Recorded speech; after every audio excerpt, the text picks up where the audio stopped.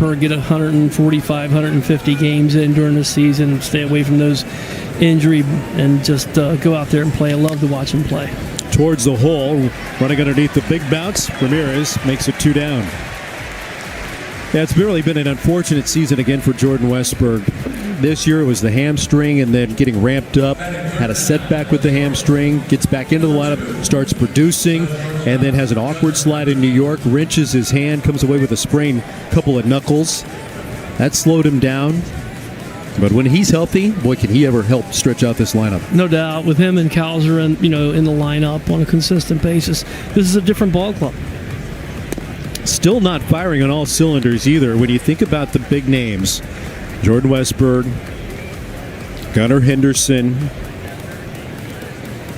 Colton Cowser. I think you can lump in Jackson Holliday now at that. They're still without Adley Rutschman. Adley beginning his return to play program down in the minors. Henderson went 1 for 4 with an RBI and a stolen base in last night's series opener. Fastball in favor of Henderson. Borderline pitch that Cotillo wanted. Yeah, 2 close ones there went Henderson's way.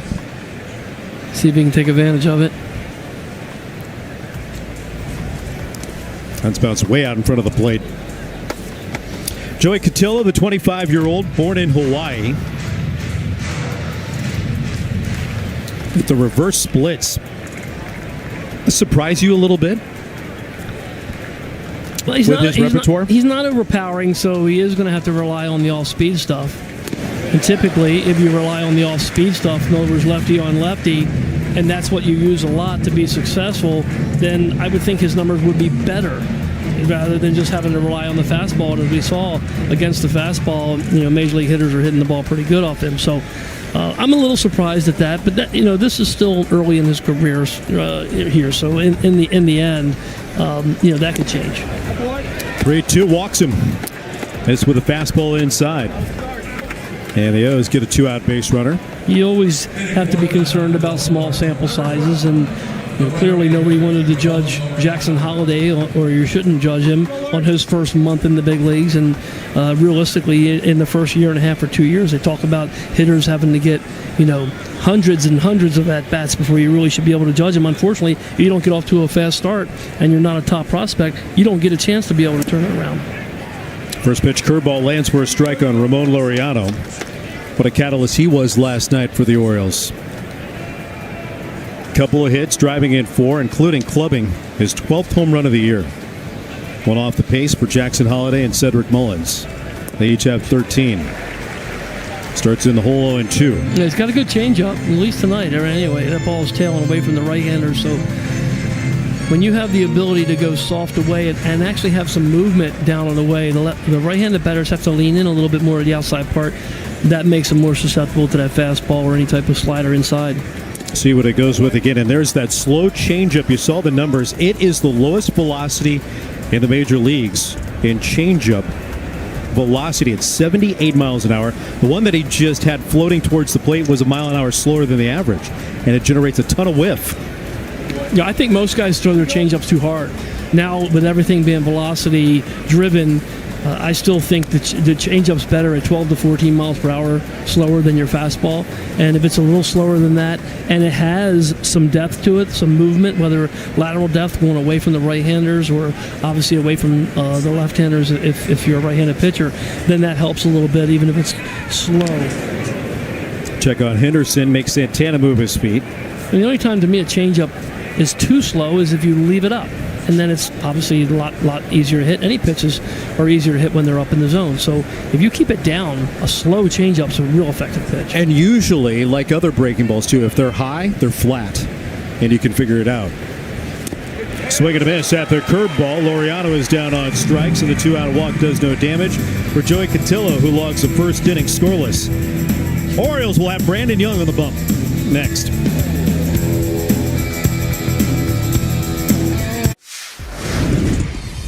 Do you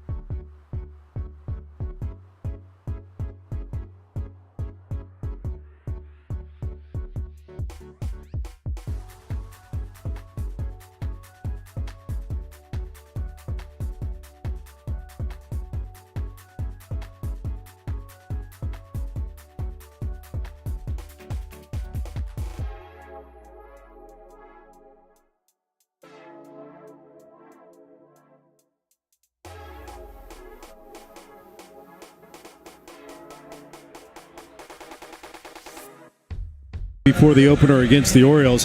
He didn't disappoint either, setting the table, reaching base 5 times. And the big bat showed up too, launching 3 home runs in Cleveland's win last night. The Guardians have now homered in 11 consecutive games. That's the longest streak since their franchise record was set at 20 consecutive games 4 years ago.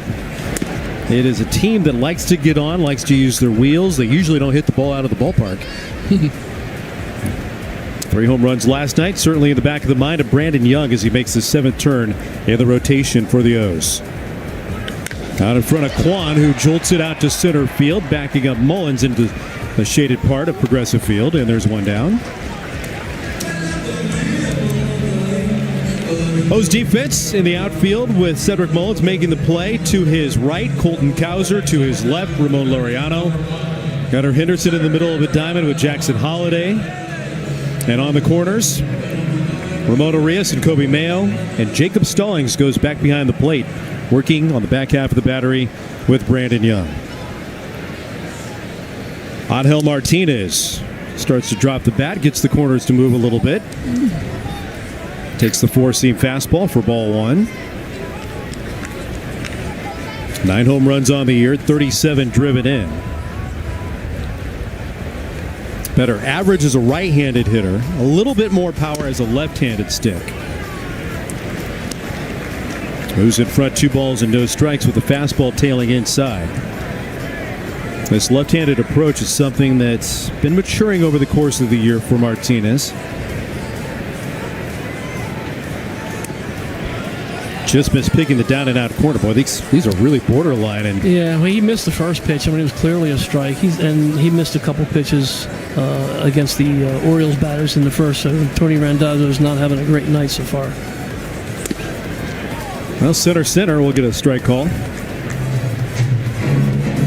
Tony Randazzo behind the plate. We saw John Bacon earlier, Phil Cuzzi, Dan Bellino, the crew chief, beyond third base tonight. Very veteran crew. On 3-1, Henderson racing back from short. It'll carry out to Cowser in left field. And a couple of quick outs on 7 pitches through the air. Let's have a look at Brandon Young's arsenal, presented by Google.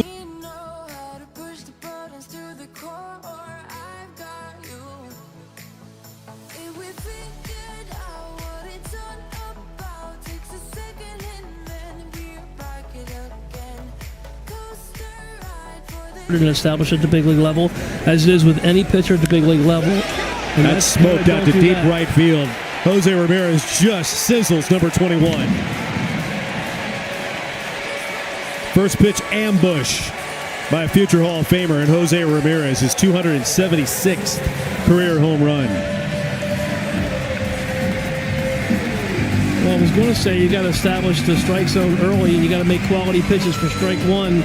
Typically down in the zone. And I thought actually the first 2 batters he threw pretty well, even though he didn't get a couple calls. But here, that pitch is way up in the zone. And for a hitter like that, you know, they just don't miss those pitches very often. They miss them every now and then, but not very often. And right now, Ramirez is swinging the bat probably as well as anybody. We saw him last night, and then again here on that first pitch to him. 17 of 21 home runs from the left-handed side for Jose Ramirez. And it's 1-0 with a 2-out solo shot.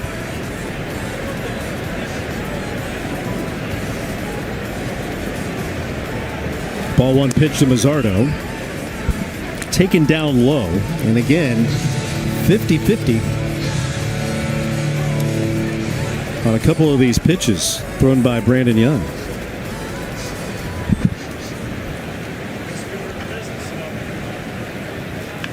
Mazzardo tops it towards first. Hop handled by Kobe Mayo to the bag himself to retire the side. Jose Ramirez gets the offensive start for Cleveland, and it's 1-0.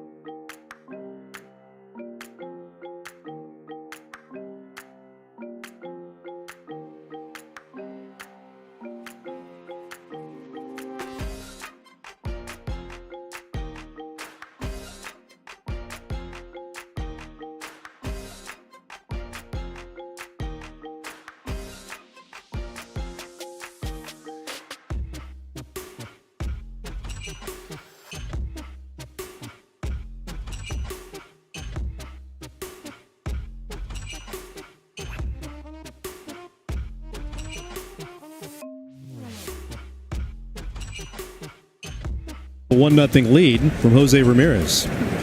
Now look at Cedric Mullins, Ramon Arias, and Colton Cowser here in the second inning against Joey Cotillo. And Cedric Mullins, another reason that the Orioles are having lefty-on-lefty success. He's having a career year against left-handed pitching. Those were our Verizon Reliable Performance numbers, brought to you by Verizon.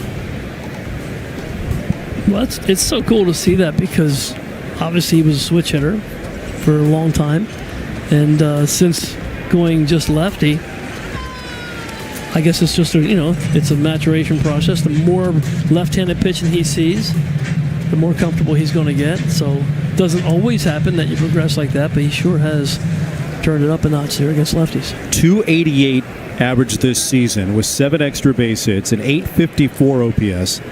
Those numbers are 4th in the American League against left-handed pitching for a left-handed hitter. He's down on strikes. Second strikeout for Cotillo.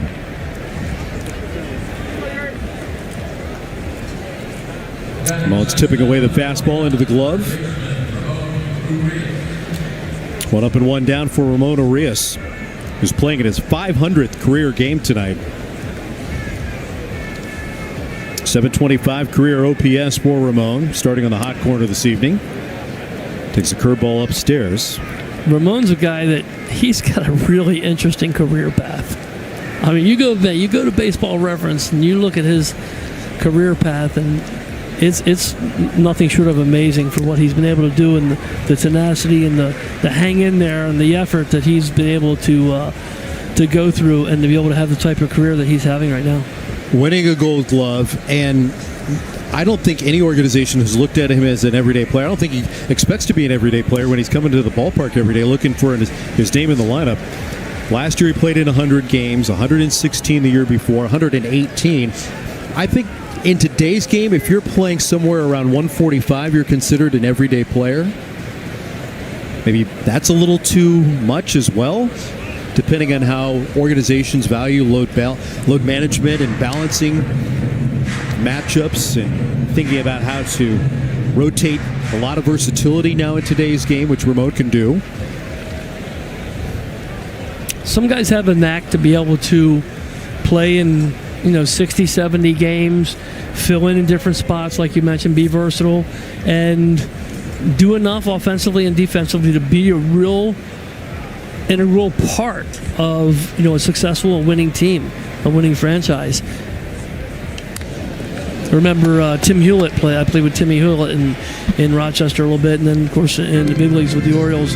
And Timmy always joked around a lot, and sometimes like if he played 3 games or 4 games in a row, he would jokingly say, "Oh no, they're exposing me too much here. I'm going to get exposed here. I'm not that good of a player to play every day." Keep your secret, Skip. He wanted to be that guy, like, just play me every now and then. I'll fill in here and there. I'll play against a tough righty if you need me to, or fill in against a certain pitcher that maybe one of your regulars is having trouble with. But we didn't go as far as saying he didn't want to be out there every day. But he jokingly said that, I don't want to get exposed.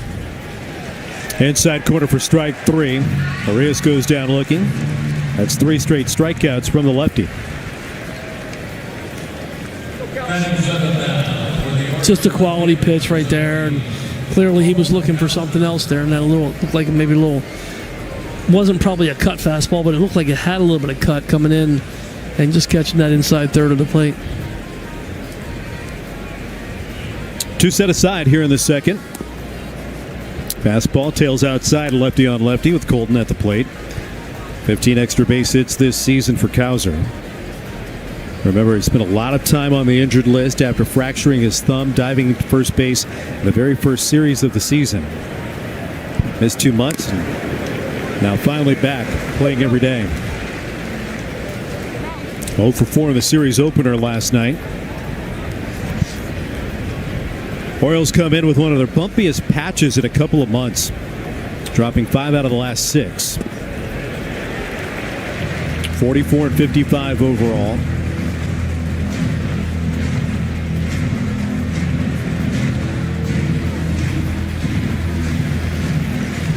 Out of the All-Star break, a series that started in Tampa, now to Cleveland. They're back at home against Colorado.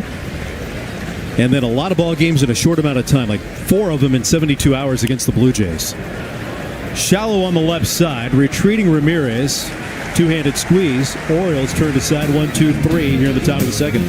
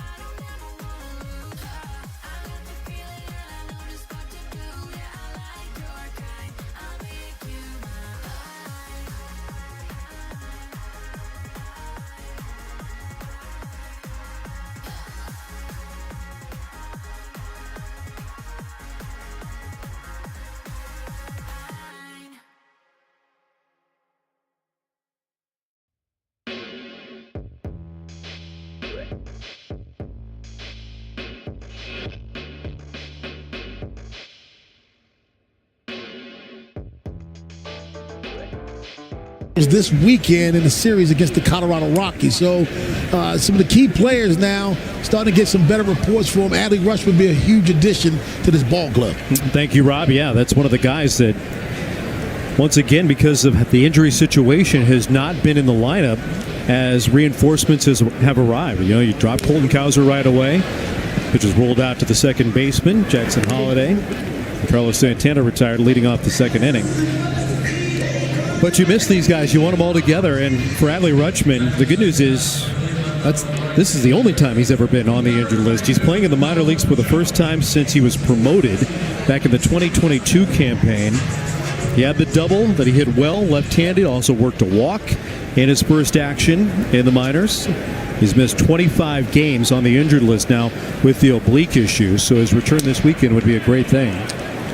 And 25 games, I mean, typically an oblique. Now, for pitchers, it's usually a little bit longer than that because they take it a little bit slower, but that's actually not a long time to be out for an oblique injury, which the good thing is that it clearly wasn't real bad.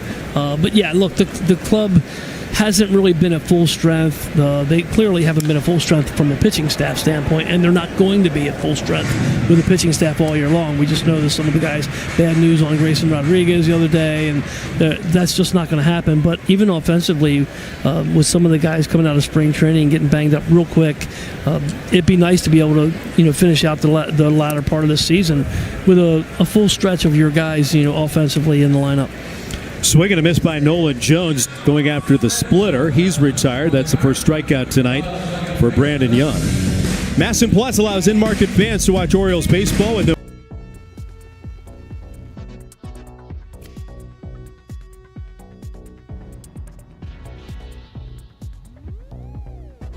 MLB.TV subscription. It's real simple to find Masson Plus. Go to massonsports.com and subscribe today. Daniel Schneemann with nobody on and 2 down. Really in a rut here, 6 for his last 50. And a changeup over to even the count at 1 ball and 1 strike.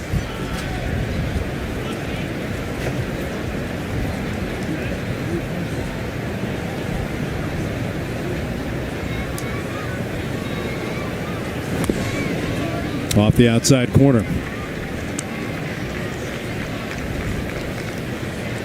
We've seen Young miss that outside edge a couple of times against left-handed batters. Try to pick that outside edge. Stallings holds the glove right over the middle, and he misses low. A little bit better depth on that changeup when he throws it down low, and you finish it a little bit more, so sometimes you'll get a little bit more downward movement the lower you throw that pitch.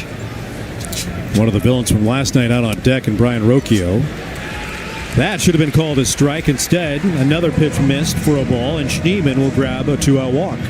And I think when you come up to the big leagues, it's natural to think that you're playing at the highest level. You have to be better here than you do in the minors. Well, you do, because the players are better. These are the best players in the world. But you just have to be better at executing your pitches, and it doesn't mean better like, well, now instead of hitting the outer third, I have to hit the outer corner. It has to be on the corner, because if you try to do that all the time, you're typically going to be in a position to get behind a lot. So you can't get behind big league hitters all the time. The recipe to be successful at the big league level as a pitcher is you have to get ahead, and then you can miss a little bit. Then the hitters will chase pitches a little bit off the zone, as we see here. That ball just a little bit foul, probably by the time it crosses the bag, maybe 1.5 feet, but Mayo dives for that one. But in the end, you've got to get ahead, and sometimes you just got to take a chance that, hey, I'm going to throw a strike. It might get a little bit more of the plate, but if you're constantly hunting the perfect pitch on your first 2 pitches to hitters, you're going to be 1-0 and 2-0 on a lot of big league hitters. That means you're not going to be around very long, because the statistics just prove out hitters are better when they're 1-0, 2-0 than they are when they're 0-1, 0-2. Here's the 1-1, and it's in tight. Missed with a cut fastball. And the umpires are human. If they get in, calling strike mode a lot, next thing you know, they're anticipating a strike. So sometimes they'll call a strike that's actually not a strike, because they were anticipating you throwing another strike because you've been filling up the strike zone. Off the fist, up back liner, played on a soft bounce by Henderson, over to Kobe Mayo, who's going to lead it off for the Orioles when we come back for the top of the third, right after this.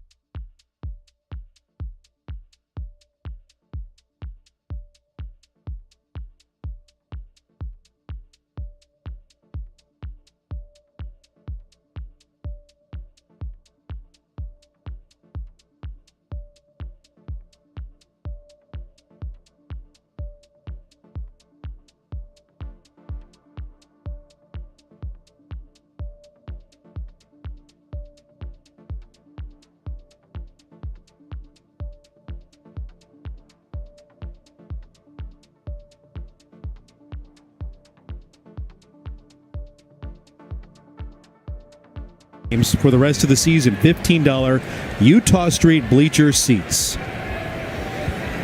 Doug Mabry on the top rail with Dylan Carlson, who just got to the ballpark about an hour ago. Kobe Mayo sees a first pitch curveball landing for strike one. Kobe making his second start of this road trip out of the All-Star break. Played on Friday night against the Rays and went 0 for 3. Curveball rides high. The ball on a strike on Mayo, who's batting 8th tonight. Jacob Stallings, and then to the top of the card for Jackson Holliday against the lefty, Joey Cotillo.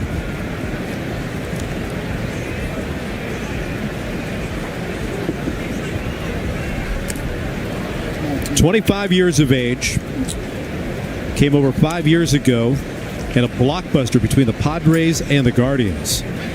9 different players were shuttled back and forth in that single trade.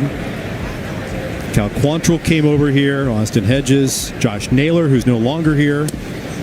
There's been a lot of changeover in the last 5 years, certainly in the last 2 and 3 here for Cleveland.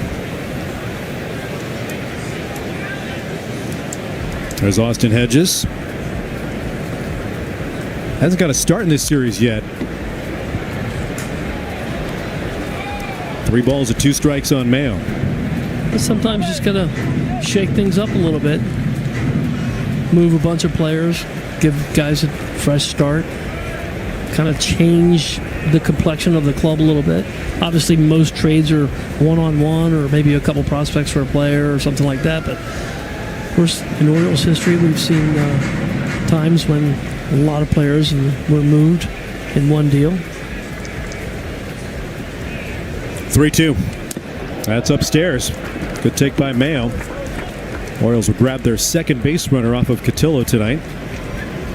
And it's a leadoff walk here in the third. That was good to see Kobe not expanding the strike zone there. You know he's itching. I just wanted that one time where he gets a center cut or a middle in pitch. I don't care what it is. And he just rips it and hits about 430, 440 left center field bomb where he can. But as soon as he hits it, he knows it's a home run. I want to see that, and I think that one swing in that situation just may give him a lot of confidence. You know, he had that one swing, but the bad thing was it was off a position player. Right. And he kind of gestured to his teammates. I'm not counting that like, one. Come on, that's how I get it? Your first major league home run off a position player. It's like, oh, no. Curveball over and a strike on Jacob Stallings. It's 0-2. But even that wasn't the type that I'm talking about. I'm talking about, you get that 92, 93 or whatever it is from a good pitcher and you just turn on it and you hit that sweet spot. That can get you going a little bit. Curveball flipped high. It's these little crumbs, right, of confidence that you can find over the course of a young career. Everybody goes through it. We've seen it defensively with Kobe, who looks more comfortable at first base than what he did at third base earlier in the year. Hard smash on a bounce handled by Rocchio. Schneemann with a pivot and an easy double play. That'll erase the leadoff walk.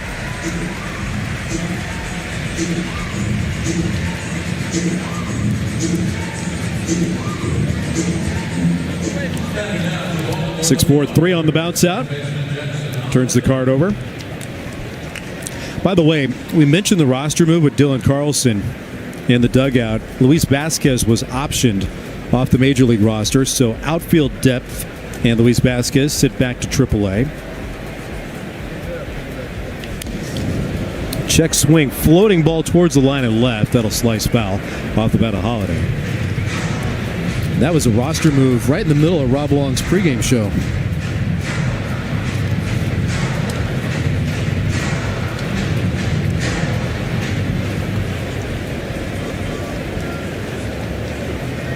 Jackson's 0 for 1 with a pop-up to short.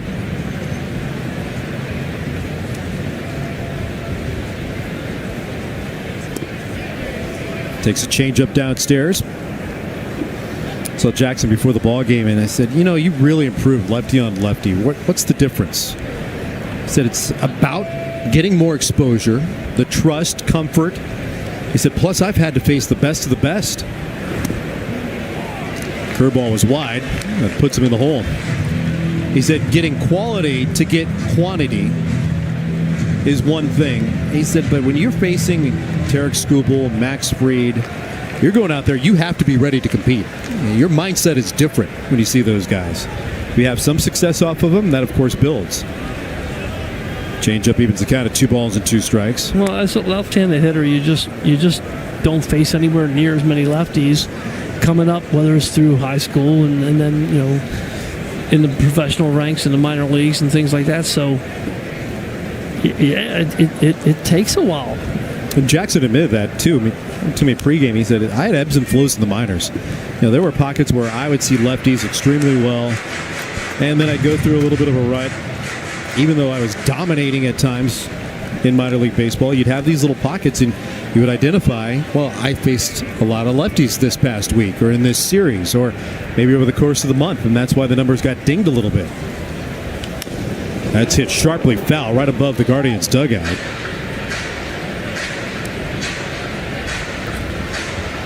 He still steps in the bucket a little bit. That front foot kind of, he pulls it out a little bit, but anything on the outside part, he has a tendency to be able to kind of reach out and try to put it in play. Sniper fire again towards Stephen Vogt, skipper, longtime and very funny man, Carl Willis. Longtime pitching coach there, scratching his neck.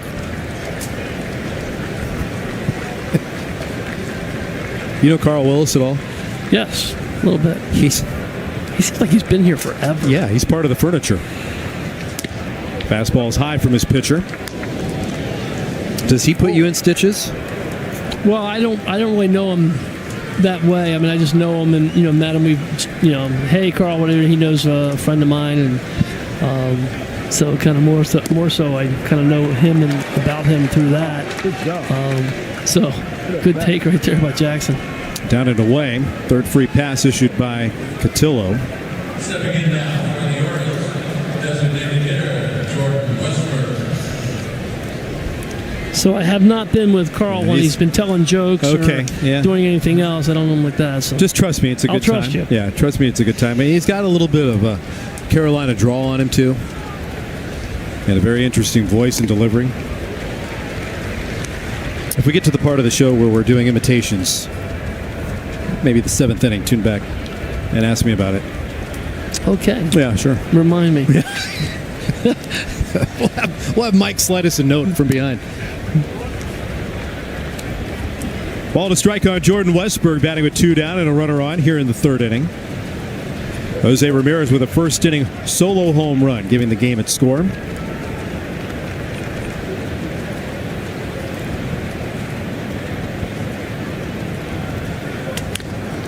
Towards the hole, cut off by Ramirez. Short way to second to retire the side. Couple of walks, a double play. 1 man left for the Birds. 2.5 gone by. 1-zip. Guardians.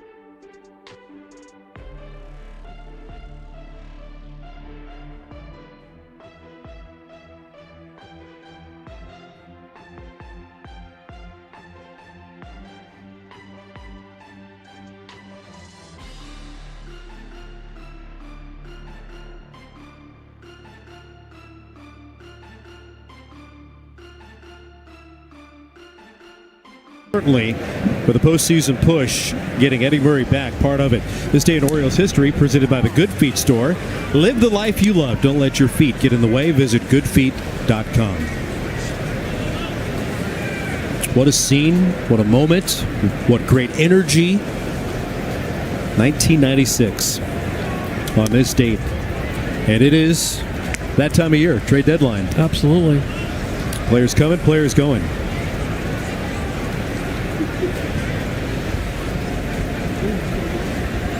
Bo Naylor leading off the home third, rips it foul.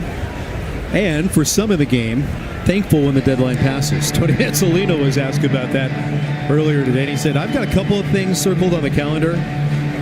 Not being asked about the trade deadline each and every day coming to work is one of them. And the players are being asked all the time, too. Naylor pops it up. Stallings holds the mass, drops it behind him, goes to the script and makes the play. His counterpart retired. It's part of the business. You have to be able to put that behind you. And you also, look, if you're a player and somebody's asking you about, hey, you know, there's rumors and, you know, what do you think about the trade deadline, which means you kind of may be in those rumors, or, you know, somebody at least thinks that you're in that in the running to be a possible trade chip. That's first of all, that's a good thing. Good, you know, you don't trade for guys who are not good. If somebody trades for you, that means they think that you're good enough that they can help you and help them win. So that's a good thing. It's not a bad thing. It just sometimes can be distracting. Stephen Kwan pops it up in the middle. Henderson and Holiday are there. Gutter takes over, and there are two down.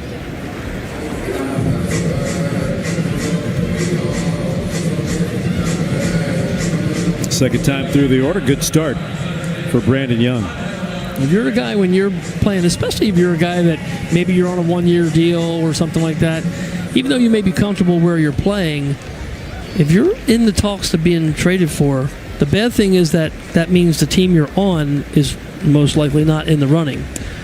But the good part is that somebody who is in the running wants you. So those are good things. Those are good qualities to have and good situations to be in right at this time of year.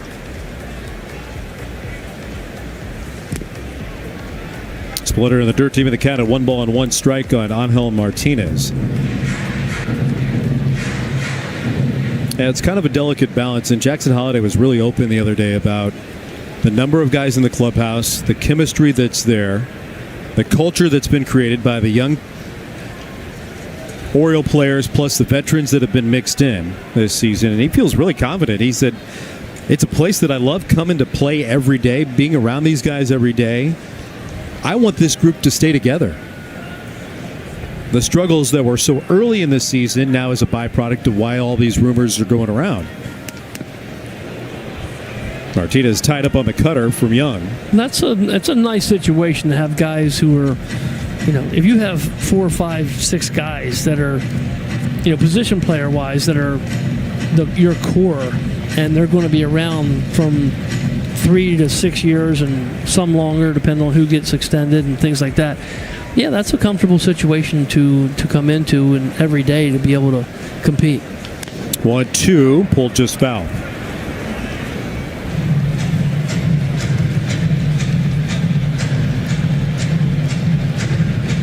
Well, it's that time of year. Hug Watch is certainly on across Major League Baseball. 15 venues every night.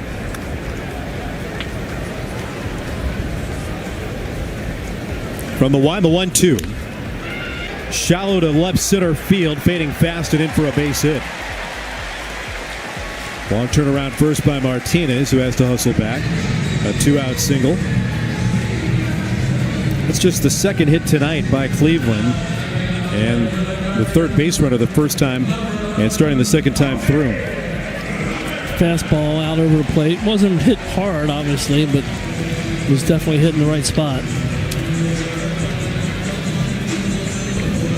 2-out base runner for the guy that certainly got one in the right spot. Jose Ramirez drilled his 21st of the year back in the first inning. 8th different time that he's had 20 or more home runs in his career.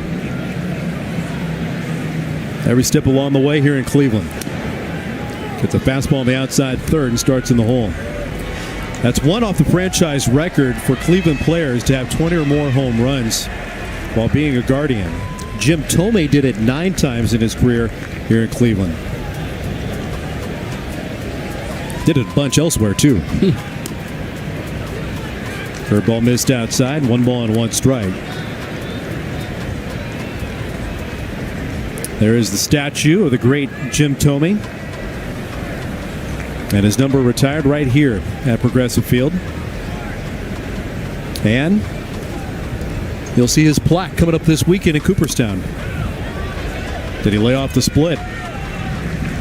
2 balls and a strike after the safe song from Dan Bellino.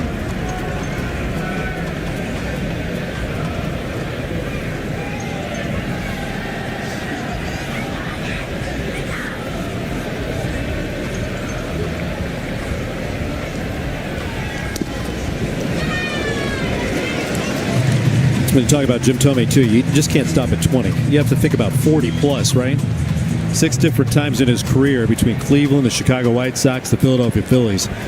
Thome hit over 40 home runs. A 22-year career that finished up with the Orioles. Ramirez spins away from a 3-1.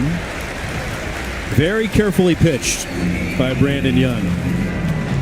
He just didn't want to make a mistake there against the guy who's swinging the bat really well, and who obviously saw the ball pretty good off of him in the first at-bat when he took him deep. So as much as you don't really want to walk a guy, especially with 2 outs, and put a guy in scoring position, being careful to Ramirez right now is probably not the worst thing in the world. Now you got to come right back there. You got to make a quality pitch, and you got to get ahead. You don't want to go 1-0, 2-0 in this situation and give Manzardo something that he can drive, and next thing you know, they put a couple runs on the board. Drove his 16th of the year last night of the Guardians' victory. A go-ahead shot, giving him home runs in 3 out of the last 4 games. Backed away at the buckle at 95.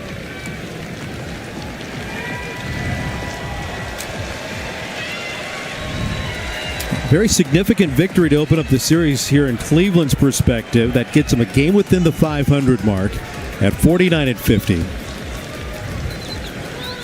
They've been playing really good baseball recently, winning 9 out of the last 11, which is in stark contrast from where that started, because they had dropped 10 in a row, and you wondered if the wheels were falling off in Cleveland for Stephen Vogt.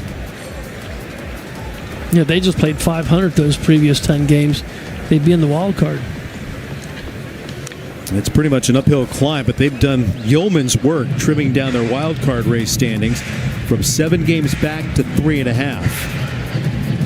That's why coming out of the All-Star break, if you looked at the remaining 21 series that the Orioles had, if you start to piece together series by series and pick up 2 wins, whether it's a 2-game series, 3-game, or 4-game series, you could get within striking distance of where the projected number is. A line drive base hit off the bat of Manzardo. Coming around third, Martinez will score, and it's 2-0 Cleveland here in the third. Manzardo strikes again against the O's. It delivers his 39th RBI of the season. Well, you're going to see it's a fastball, and it's up in the zone, really center cut, even though he didn't hit it particularly hard. It almost kind of felt like it jammed him a little bit, but he went the other way with it. So that being the case, he loops it over Gunnar Henderson's head for the base hit. You can see Brandon there irritated, and he knows he didn't make a quality pitch there. A 2-out single by Martinez, the walk to Ramirez, and a 2-out knock from Manzardo.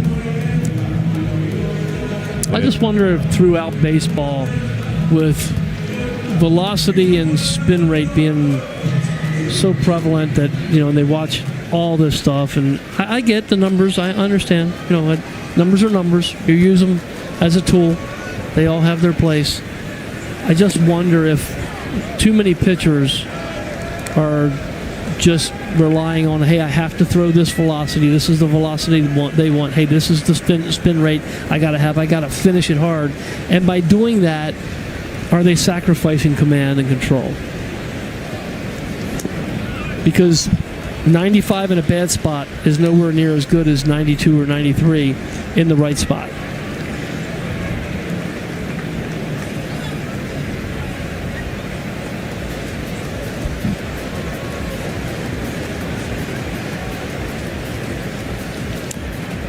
When I was pitching, of course, I was not a fastball guy to the extent that, I had a good fastball. I was below average fastball. But I probably threw 75 or 80% fastballs. Now, most of them were two-seamers. I was trying to sink the ball, relying on movement and location a little bit. But you got to throw that fastball, and you got to locate it. Rolled out to Holiday, who sucks it up and plays it over to first. That'll retire Carlos Santana and the side. A little noise with 2 down extends the Guardians' lead 2-zip after 3.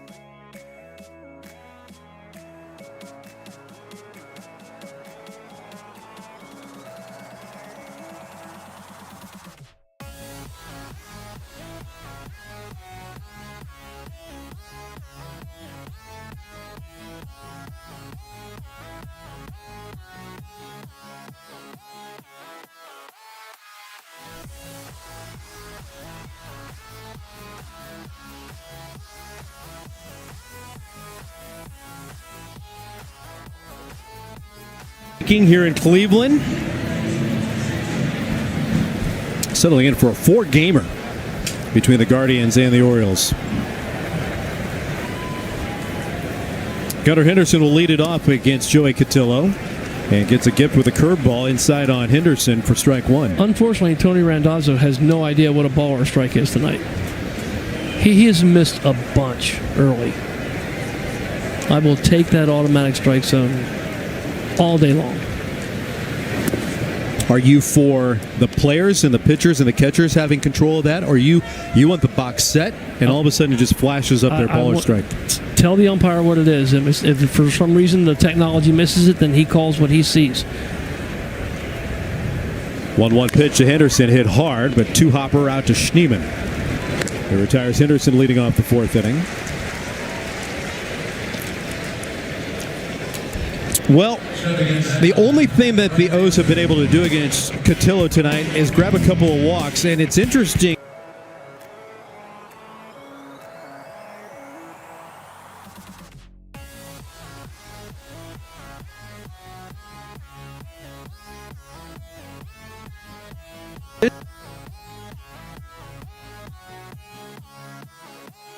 Velocity, because the radar gun doesn't tell you perceived velocity, but the hitters tell you based on how they react to it.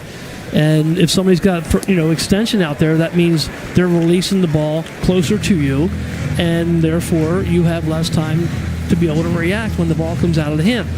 And there's other things involved too. Sometimes guys hide the ball better. Maybe he's got extension and he hides the ball a little bit. He might have both of those combinations there. You don't necessarily see that when you're just watching the game on TV or even watching it live. But when you break down some of the numbers and the technology that they have to be able to, mark these different things and be able to grade what these different things are, that's when sometimes it tells you why certain things are happening. Yet, on the other hand, we noticed that the numbers don't always tell you, especially in small sample sizes. Sometimes the numbers will be confusing. You see right here is a pretty good curveball here. It's up in the zone. He thinks it's up in the zone, but it probably grabs the top part of the strike zone there. Not a terrible pitch, but he just gave up on it a little bit. Fourth strikeout tonight for Cotillo. Cedric Mullins with 2 down. O's trying to make some noise in the middle portion of the game, trailing 2-0. It's about the evolution, too, of the guy. Can he mature? Can he take advantage of some of the repertoire, the changes that he makes, the things that he works on, his overall just demeanor on the hill? That's one thing Stephen Vogt was telling us before the ball game. He said, we're seeing the evolution right now of a young pitcher. We're trusting his stuff, and he's learning to trust his stuff, understand the shapes, the speed that can take care of things without him trying too much. Well, I know people in baseball or people that cover baseball will look at a certain thing that happens and say, well, this is why. And that's not always the case, because I know with my son Steve, when he was really a below-average fastball guy, and he got a lot of strikeouts, more than a strikeout per inning at the big league level, and he would strike guys out, and they're like, oh, he's got that high spin rate because he had a low velocity. Well, he didn't have a high spin rate. They just assumed that he did. That's a lot of spin right there on the curveball. Cotillo's been leaning on it here a lot tonight. 5.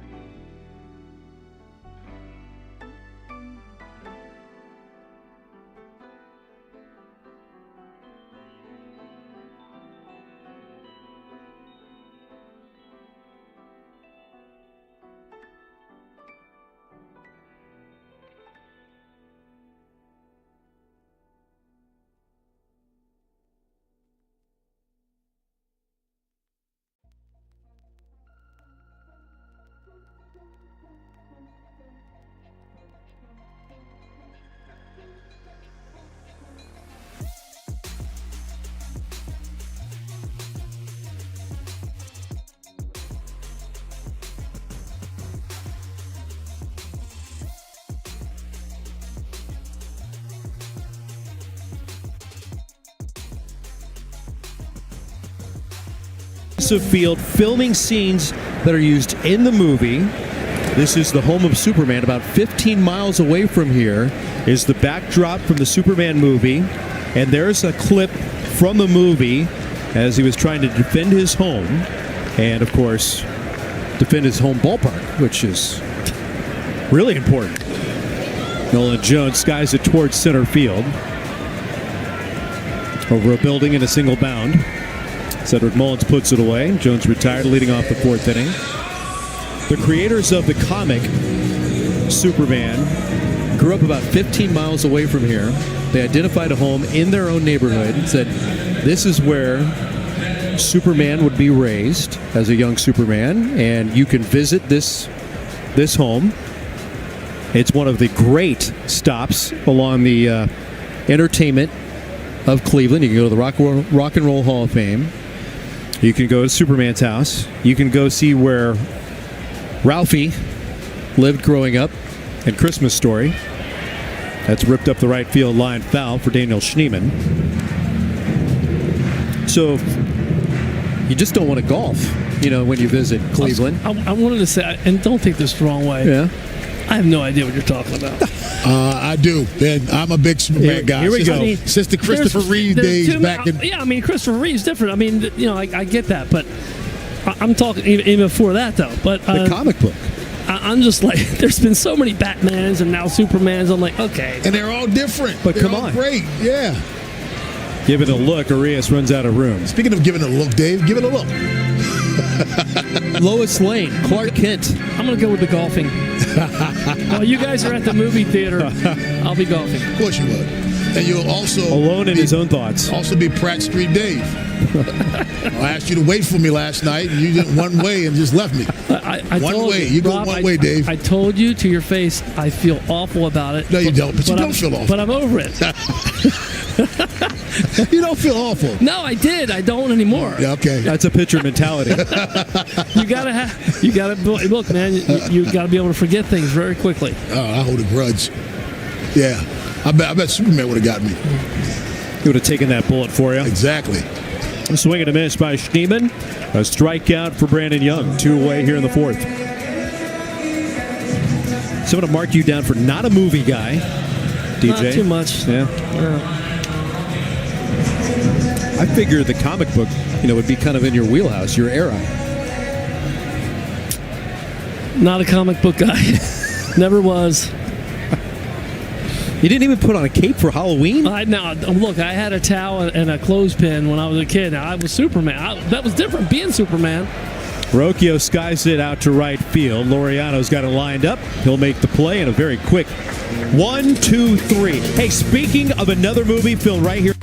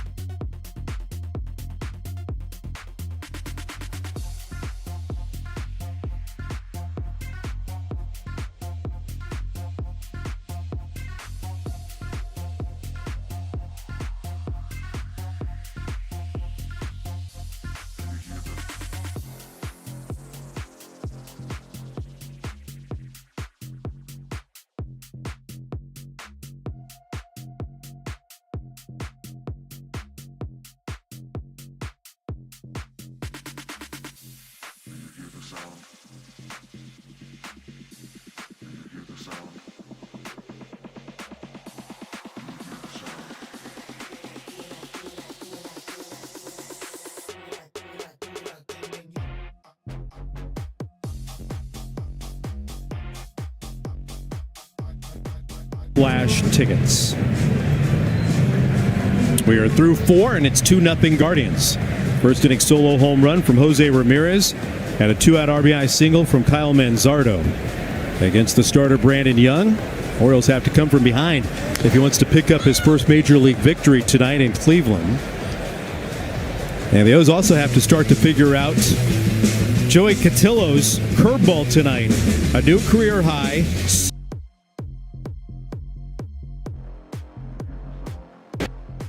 And he's thrown some good ones. I don't look at him, and even during this brief period of time here today, that it looks like it's like a great curveball, but clearly the numbers show that he has been successful with it tonight. It's like he hasn't thrown any that I went like, whoa, wow, that was awesome. That's hooked over the leap of Ramirez into left field. A base hit for Ramon Arias. Long turnaround first before he powers down with a leadoff single.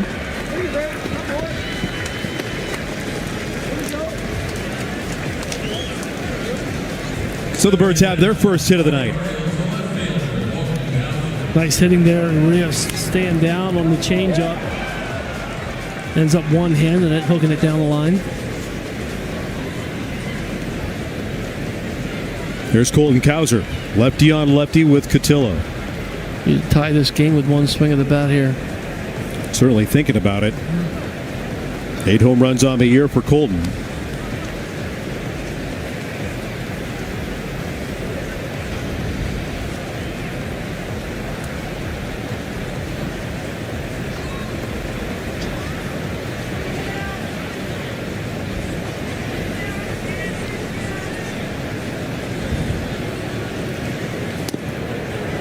Out in front of the change. 1 ball and 1 strike.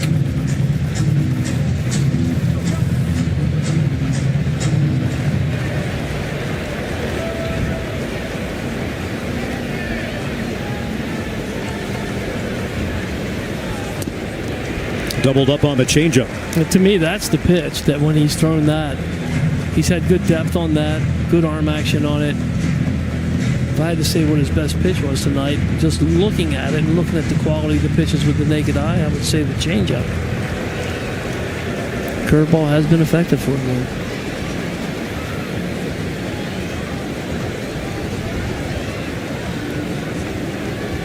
Runner from first is going, and he beats the drift. Cowser pokes it into left field for a base hit. That ball is ticketed quickly to Kwan. Well, nice hitting. Of course, Arias was going on the pitch. It was a straight steal, so when he wasn't watching as ball, made as Cowser made contact, good hitting there, just kind of pushing it the other way. And you'll see here, Arias, he doesn't know where the ball is because he's sliding straight in. By the time he finds it, he can't take third. Is that a helpless feeling?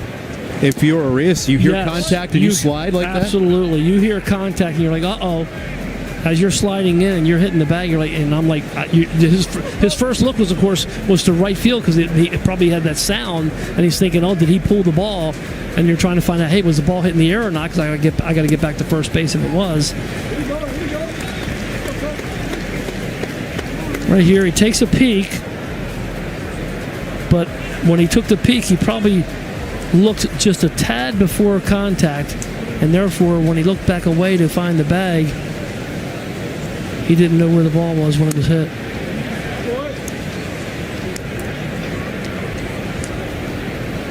This is what I was interested on too. Watch Rocchio with the deke, a little fake of the exchange. Yeah, and that doesn't happen if you actually are peeking in at the time of contact. But remember, as a runner, when you take off, you're trying to time that. Because you're in a position where you're trying to time exactly when I need to look in briefly as that ball's getting into the hitter zone, and he peaked just a tad too soon. Big opportunity here for the O's in the 5th inning. 2 on, nobody out, and the pitch to Kobe Mayo downstairs.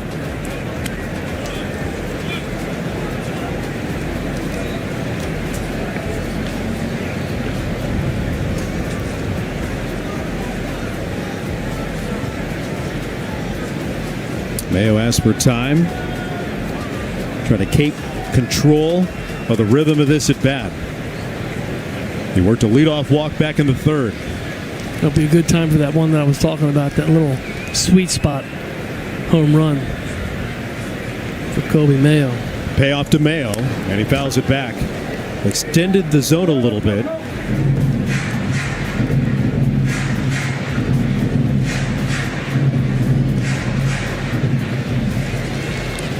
Jacob Stallings waiting on deck.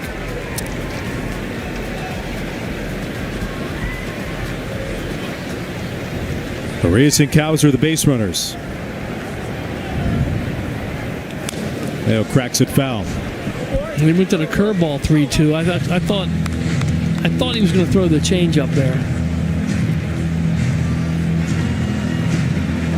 but he threw the curveball for a strike. Mayo fouled it off.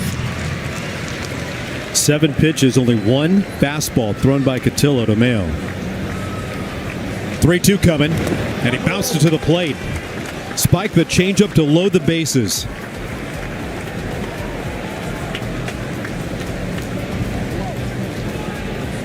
And a good at bat there by Mayo. He may have expanded on that 3-1 pitch, but he saw a fastball up in the zone, so he went after it. But then after that, fouled off the curveball and took the changeup in the dirt. Here comes Carl Willis, the pitching coach for the Guardians. He'll visit with Joey Cotillo. You can stream every out-of-market game live or on demand. Plus, stream MLB Network 24/7 for the entire season. Blackout and other restrictions apply. Visit MLB.tv for details. O's trying to make some noise here in the 5th, trailing 2-0.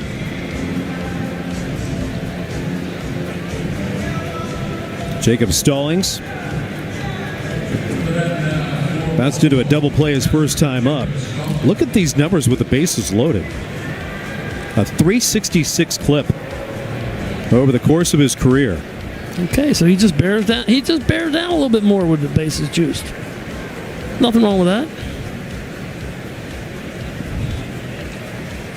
Longtime Pittsburgh Pirate, a stint in Miami. Last couple of seasons with the Rockies before becoming an Oriole. Starts in the hole. Borderline fastball just ruled on the inside corner.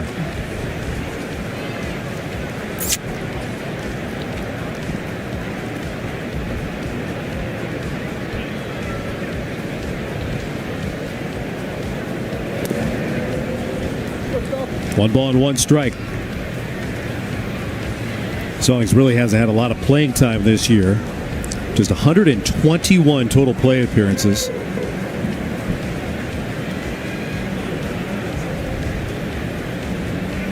Big spot for him.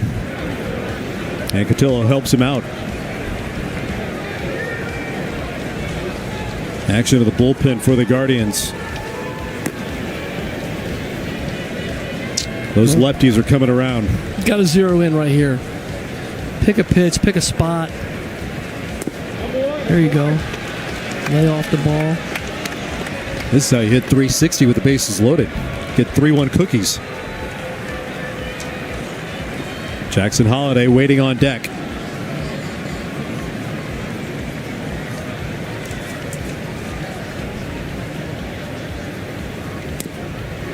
On the outside corner. Stallings is real frustrated with that call. That's a good pitch. Caught the corner. He's also caught a couple that caught corners. Oh, yeah.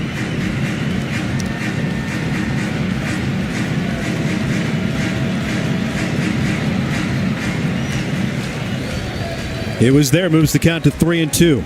Arias, Cowser, Mayo aboard. Yeah, does he have the guts to throw an all-speed pitch right now? Up the middle, kicks off the top of the bump. Backhanded pick by Schneemann to second for 1 and on to first in time. They'll get 2 on the board for outs, but the Orioles will score. Arias comes in after Stallings got it in play. Well, a good play out there. Turn 2, of course, they got a catcher running, so they have time, but in the end, he makes sure he gets 1. Pretty good turn there, so they get the double play. The Orioles do get a run in. Looking for a bigger inning there, but Jackson Holliday can extend that a little bit. Let's see what he can do. What a quick pirouette by Rocchio, the shortstop, taking that fadeaway feed from Schneemann.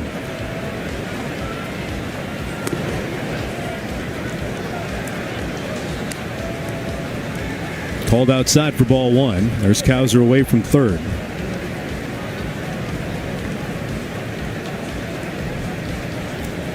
Tying run 90 feet away. Bounce foul by Holliday.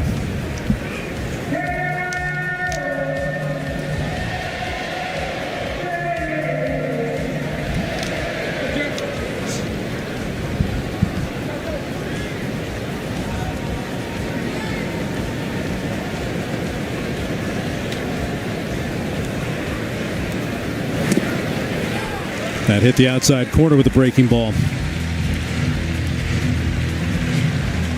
Cotillo and that reliance on the curve tonight.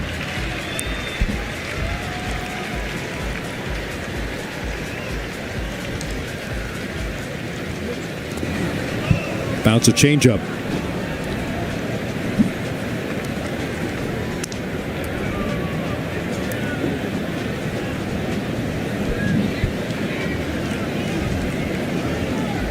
It was a good take there on the changeup by Jackson. Down 1-2, now 2-2.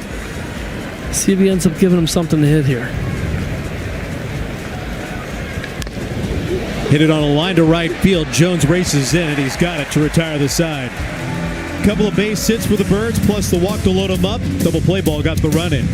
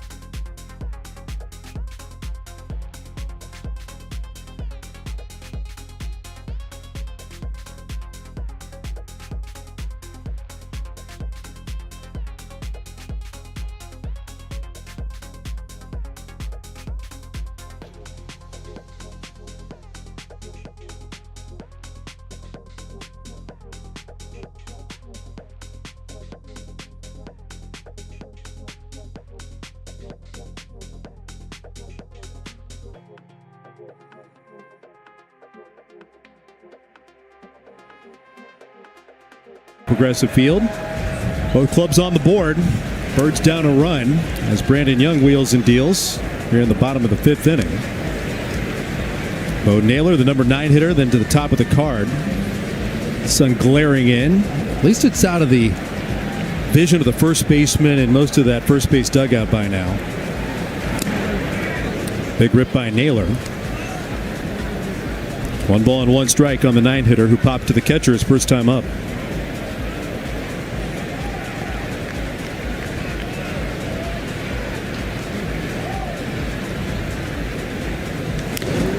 Flipped out of play.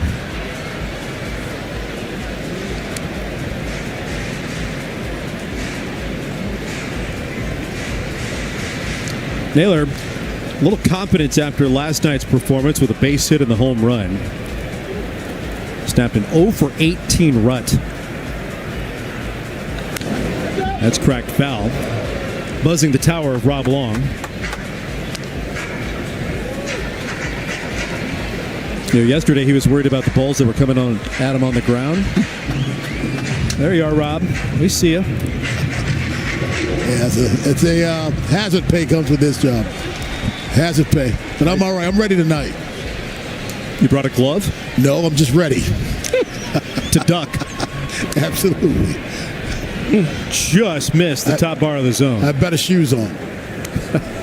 Yeah, you don't want to throw a change up there, but when you throw a strike, it should be a strike. That's my thoughts on that. I'm sorry. 2-2. Moves the count to 3 balls and 2 strikes. Young coming off his finest inning against Cleveland, a 1-2-3 fourth. Cleveland had gone 13 innings in a row without being retired 1-2-3. And Young did it pretty quickly on getting 7 outs on 3 pitches or less. Well, that's the key. You get ahead and strike one. Next thing you know, the hitter's not going to end up taking a bunch of pitches. But you go 1-0, 2-0 on guys, you're going to throw them 5, 6, 7 pitches. 65th pitch of the night. Down and away for ball 4. Third walk issued. And that's the way the 5th inning begins for Cleveland. I mean, we're talking about walking the 9-hitter who's batting 171. You've got to throw that guy strikes. I know he didn't try to walk him, but I think he's trying to be too fine with him.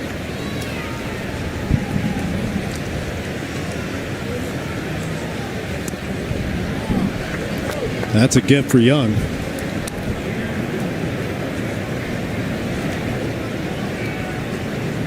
A lot of fastballs tonight from Brandon Young.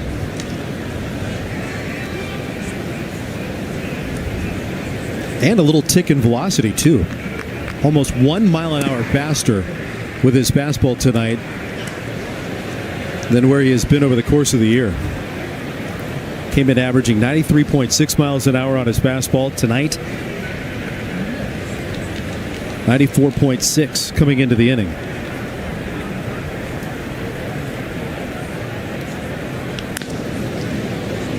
One ball and 2 strikes on Kwan.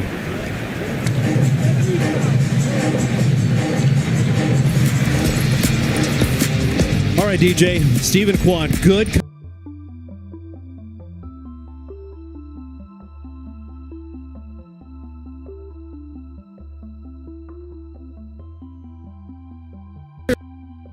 Doesn't like the high ball, so he's looking down. He's got a small strike zone because he's a smaller stature guy. So it's tough. It's tough to strike a guy like that out. He's got good hand-eye coordination, clearly, and he puts the bat on the ball. But even through all that, he's batting around 280, which means I got to give this guy a chance to get himself out. And even if you lay it right down the middle there, he's probably not hitting the ball out of the ballpark. So give him a chance to hit the ball out, to make a swing and hit the ball at somebody. Pretty good pitch there. Offered at the splitter to get the strikeout. Typically doesn't chase pitches out of the zone, but right there he ended up getting a pitch that he clearly thought in the beginning, at least when he first saw it, that it was going to be a pitch that he was going to have to swing at with 2 strikes. But ball goes down pretty good. A little check swing. They get the call on it for strike 3. Doesn't happen very often with him, but it'll happen. And of course that happened because he got ahead. Typically they're not going to chase pitches like that when it counts 2-0, 2-1, 3-1. Andrew Kittredge loosening in the pen for the Birds.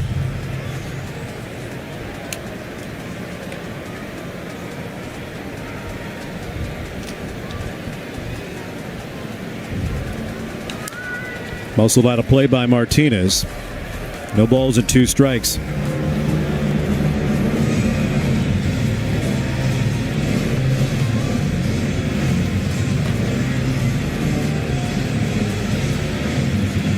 Martinez looking on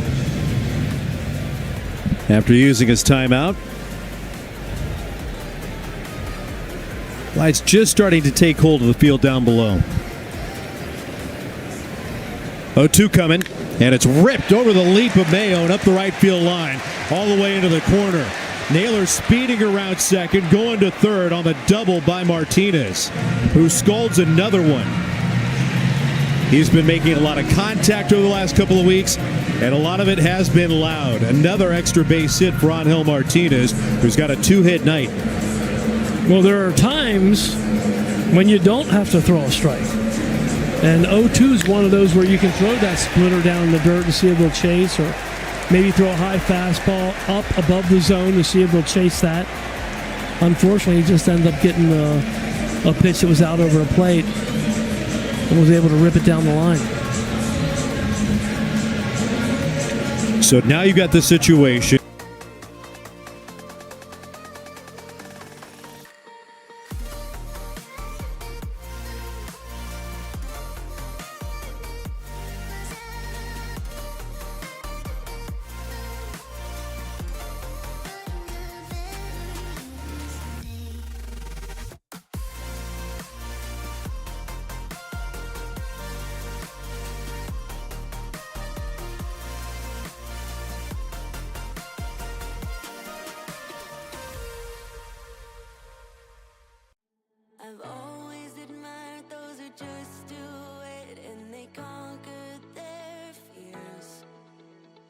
fall back down and they keep getting up and they try to steer clear.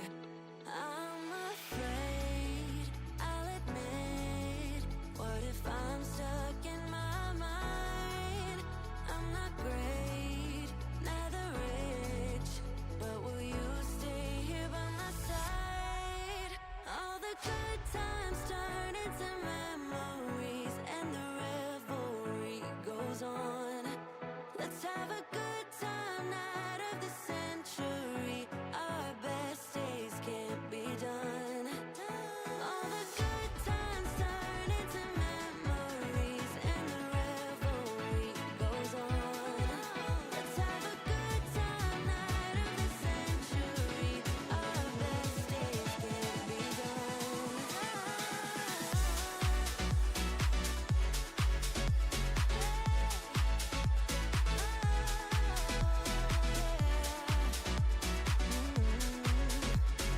Best days can't be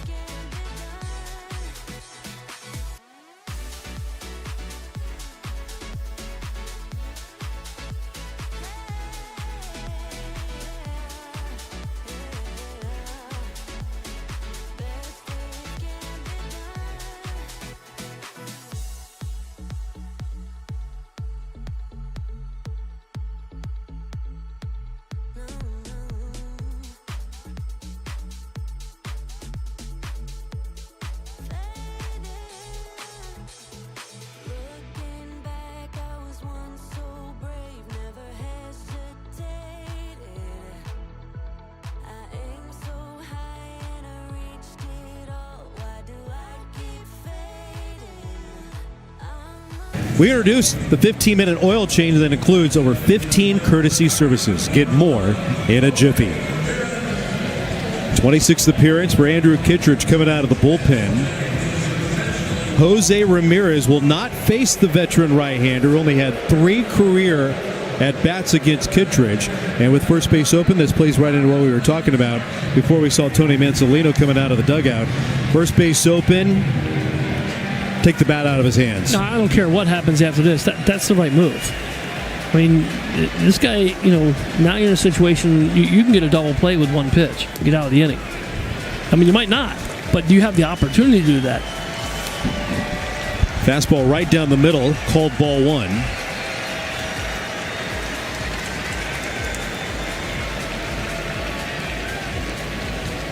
The pitch to Manzardo. In the air, out to center. Plenty deep enough as Mullins retreats. At third, tagging. Here comes Naylor. He'll score. And the Guardians get that run back, and it's 3-1. Martinez also tagged at second and went over to third on the deep fly ball. Manzardo with the second ribby of the night, give him 40, driven in on the year. No, limit the damage. Get Santana out. Bases loaded, 1 out. You give up a run, okay.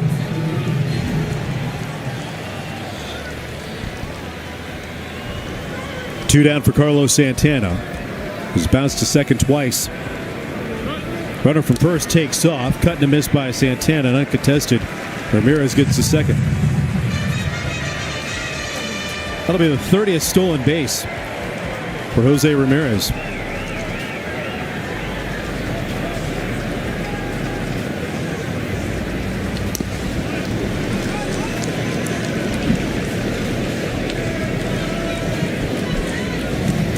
For as long as Andrew Kittredge has been around, does not have a lot of history with the current iteration of the Guardians.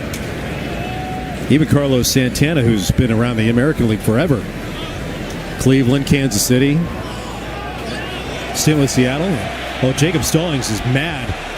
They thought perhaps Santana asked for time late.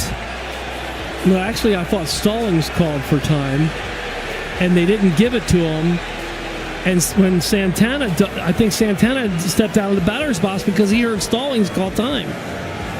I think that's what happened. But the umpire didn't give time, so I'm not sure they can do anything about it, even though Santana stepped out of the batter's box.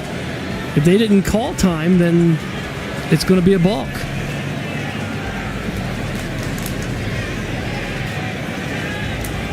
Kittredge went through the motion. Tony Randazzo is the home plate umpire. Dan Bellino, the crew chief, the first. See, he calls, Stallings calls time, but the umpire didn't call time. The catcher inadvertently called time. It results in a disengagement on the pitcher. That is the first disengagement. So an inadvertent and a disengagement. But I think, now here comes Stephen Vogt to the third base umpire, Dan Bellino, and the crew chief. I'm sure he's double checking whether or not there was a disengagement.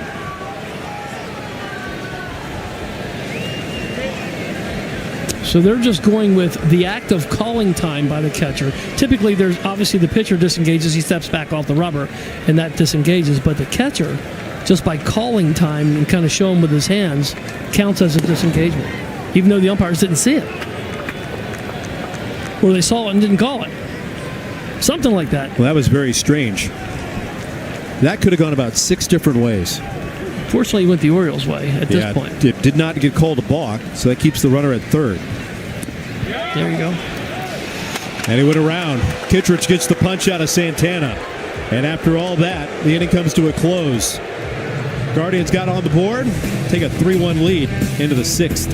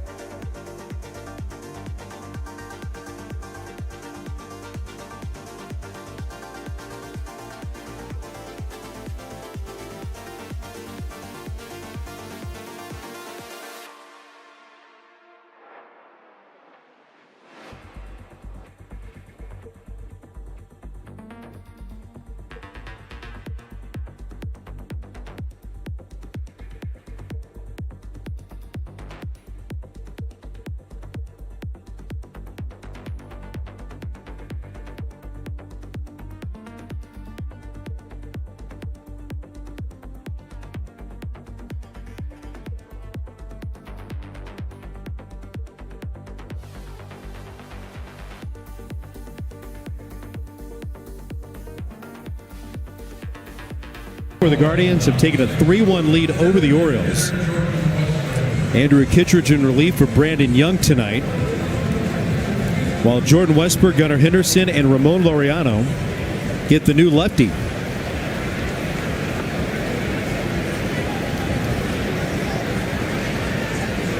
Eric Sambrowski deals. And a first pitch curve flipped in for strike 1 on Westberg.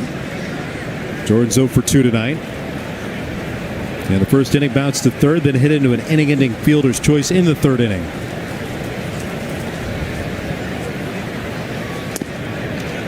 Good fastball pumped over, and Westberg's in the hole 0-2. Lefty Gregory Soto starting to loosen in the pen.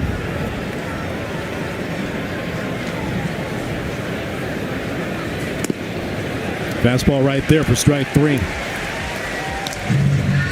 3 pitches to get the first out in the 6th. Well, that was quick work.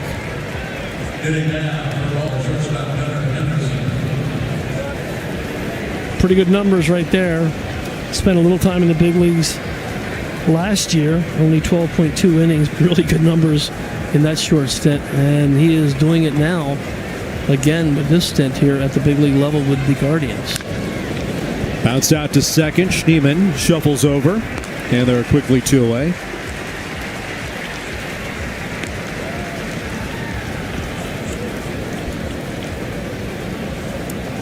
Approaching the plate for Baltimore. Here comes Ramon Laureano.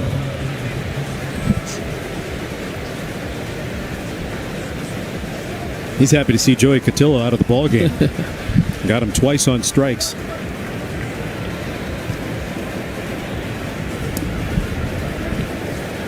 Just a little down.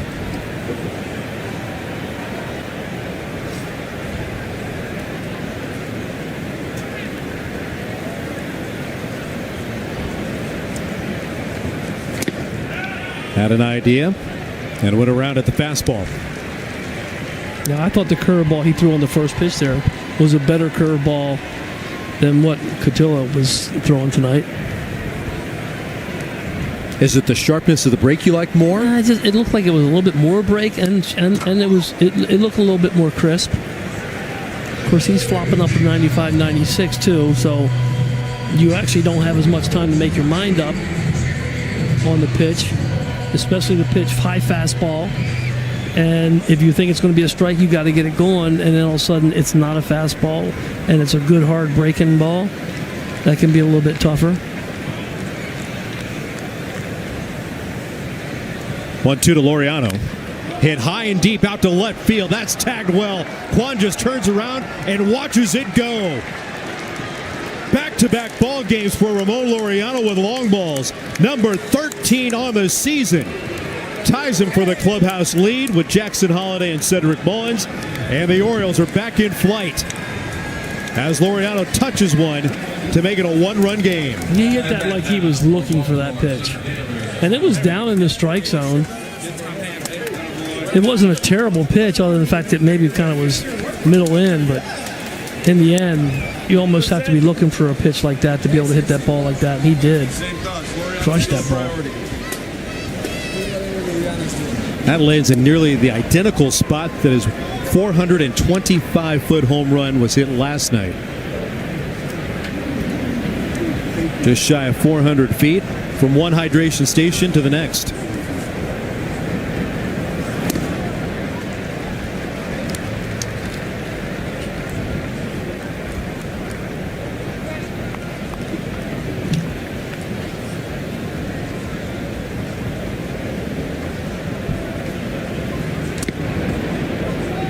Up and out. 2 balls and a strike on Cedric.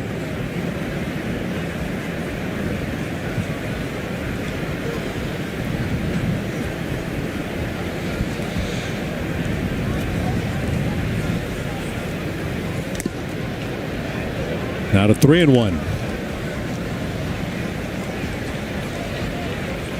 Well, that home run certainly pumps life back into that Orioles dugout. Oh, one-run lead is, or one-run deficit, I should say, is a little bit more comfortable here, especially this part of the game. So the Orioles got to look. You got to put 3, 4, or 5 runs on the board. You expect to win a lot of ball games. So they put 2 on the board. That you're not going to win a lot of ball games putting 2 runs on the board. So 2's better than 1 right now, but in the end, they're going to have to stretch it out a little bit, put a couple more runs on the board to win this game. Fouled back out of play.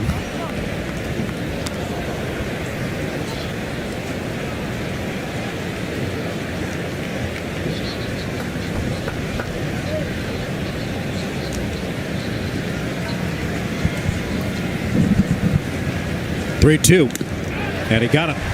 95-mile-an-hour fastball will retire Mullins, but the Orioles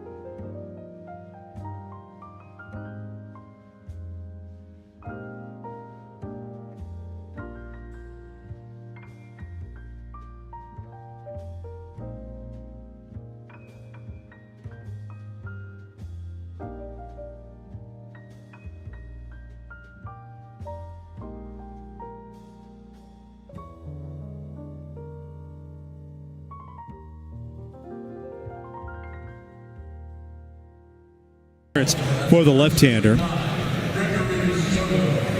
Power lefty will get Nolan Jones, Daniel Schneemann, and Brian Rocchio after Ramon Laureano pulls the Birds within one of his 13th of the year.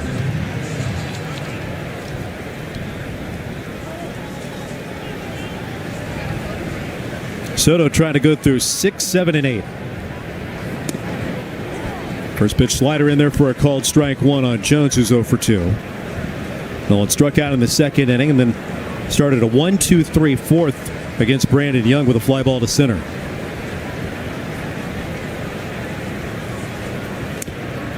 Good fastball, didn't get the corner. Soto's a guy clubs could be looking at. Scoreless in his last 5 outings. Throwing well. It'll just be another year and the same thing for Gregory Soto, changing addresses after he was acquired by the Birds.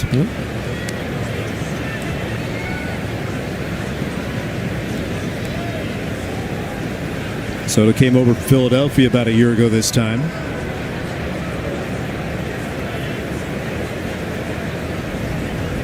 One-two to Jones, and it got him. The sweeper.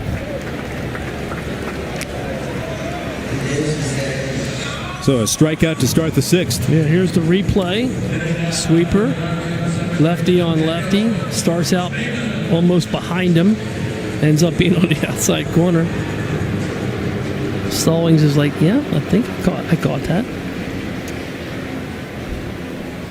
So one down here in the 6th as Daniel Schneemann steps in. Walked and struck out. Fastball off the outside corner. We're in Cleveland. It's a 4-game series, but tomorrow a jovial personality will leave the press box area and begin a remarkable journey to Cooperstown. Tonight is the last game that Tom Hamilton will broadcast on Cleveland radio before he is inducted to the broadcaster wing at the Hall of Fame in Cooperstown, winning the Ford C. Frick Award. Just a remarkable career for Tom Hamilton, one of the biggest personalities that baseball broadcasting has in it right now. He's been here for 36 years. Nearly half of them, Cleveland has taken his calls to the postseason. He's broadcast 3 different World Series, and one of the more epic Game 7s happened right here in this ballpark. He missed 2 pitches on that at bat. Sure did. 1-out walk to Schneemann. Tom Hamilton wrote his own speech. He said, I don't know if I'm going to read it word for word, but I've kind of got it laid out on how I want to deliver and try to summarize my 36 years here in Cleveland. Give credit to the people that gave him an opportunity when he was a radio man in Columbus, Ohio, of all places, where he started the beginning of his career, backing up longtime voice of the Buckeyes and now an Angel broadcaster in Terry Smith. He was the morning sports guy at one of the radio stations, and he had this dream of calling baseball, and Terry Smith really liked him. He said, well, if you feel like you can not take off any time at work, do the broadcast of AAA games at night, take the turnaround and not miss a beat, I'll give you a chance during the summer, because I'm going to need some time off as well, doing some duties with Ohio State University. And Hammy did it for 3 years, and then all of a sudden, he said the first call of his lifetime happened in 1990 when the Guardians called him and said, we would love for you to be part of our broadcast team. We'll bring you up here. And he said that was the best call in January of 1990 that he got until December of this past offseason. Schneemann was running. He'll get his 7th stolen base. Rocchio working on Gregory Soto. 2 balls and 1 strike. And you know what? I think anytime you talk to Hammy about the emotion of this entire season and what it drums up, you have to have a box of tissues ready. Ground ball in the middle of the diamond. Henderson can't get it with a dive. It scoots into center. That stolen base will net an instant run for the Guardians as Schneemann scores on the RBI base hit from Rocchio. Well, that's a shame because really Soto did not walk him. He threw 2 great pitches on the outside corner, didn't get the call on him. Instead of 2 strikes or 2 balls, he gives up the walk and then the stolen base, and this is a ground ball that's really just kind of perfectly placed. It wasn't crushed by any stretch of the imagination, but they're playing on the pool a little bit, and Gunner's not able to knock it down and save the run.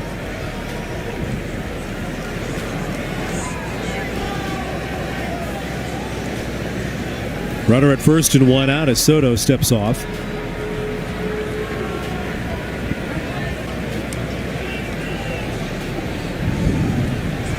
Rocchio now 15 for his last 52 at the plate. He's a completely different hitter. After starting the season at the big leagues really struggling, he's gone back and forth twice.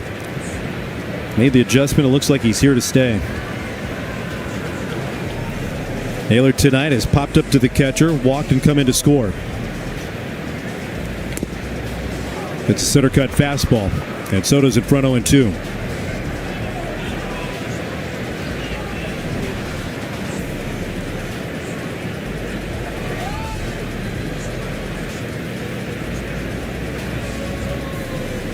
Good lead at first.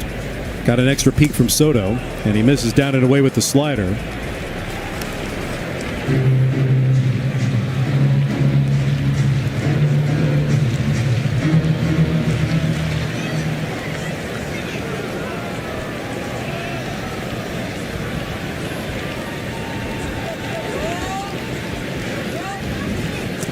That's way outside.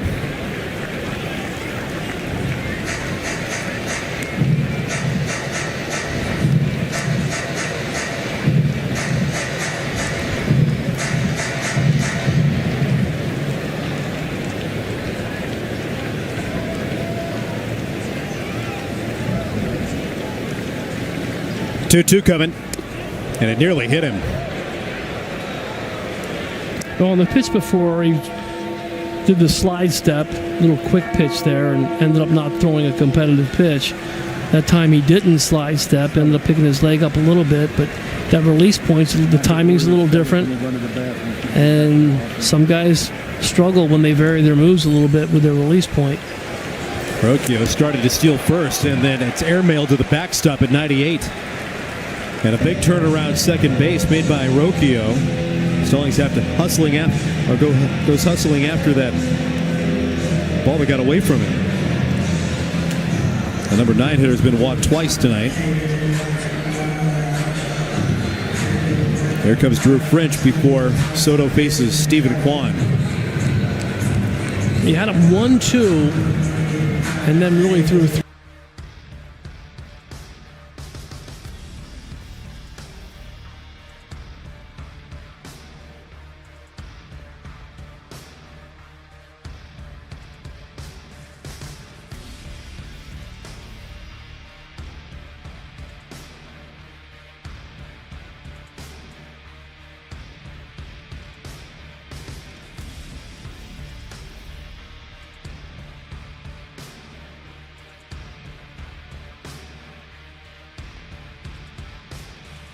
Conversation? You know, people ask me all the time, well, what do they say when they come out there? And it's like, Al Jackson was my pitching coach for the majority of my big league career. I don't really remember having conversations with him. He'd come out, and I'm like, I know why he's coming out. I'm in trouble. You know, what are you going to do? He's like, basically, he's coming out there to give the bullpen time to get ready. But, you know, there was no strategy. It was like, he might as well just come out and said, look, you're really struggling right now. I just got to give the bullpen time to get ready because you're getting ready to be out of this game. Okay, go get him. There you go. Soto trying to get him here. First and second, 1 out. Kwan hits it to shallow right field. Backpedaling. Holiday is there to put it away. So he will make outs if you throw him strikes. Kwan just, like I said, I think the pitchers sometimes you look at the guys and you're like, this guy's always on base. It's like, he's batting 280. That means he gets 28 hits every 100 at-bats. That means he makes a lot of outs. If you just throw him strikes, he'll make an out. Kwan was on base 5 times last night and made a spectacular defensive play. But he's 0 for 4 tonight. Soto trying to limit the damage to 1 run here in the 6th.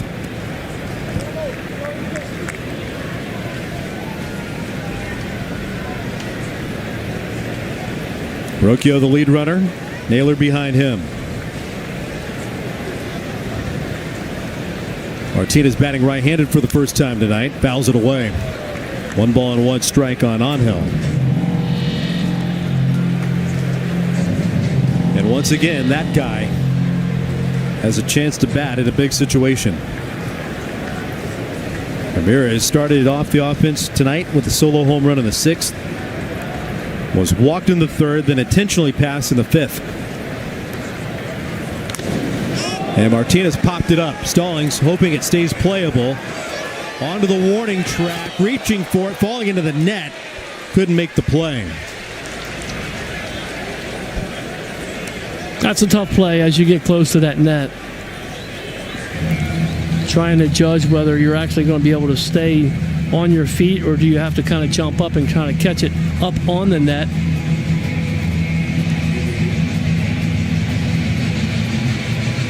Right into the front row. Yeah. The reaction with the lady in the hat, it's great.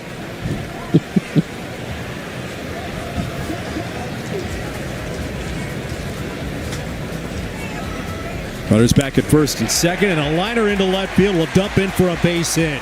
Rocchio's charging towards the plate. Cowser with the throw. It's late. The Guardians have tallied twice here in the 6th inning, and they've opened up a 3-run lead.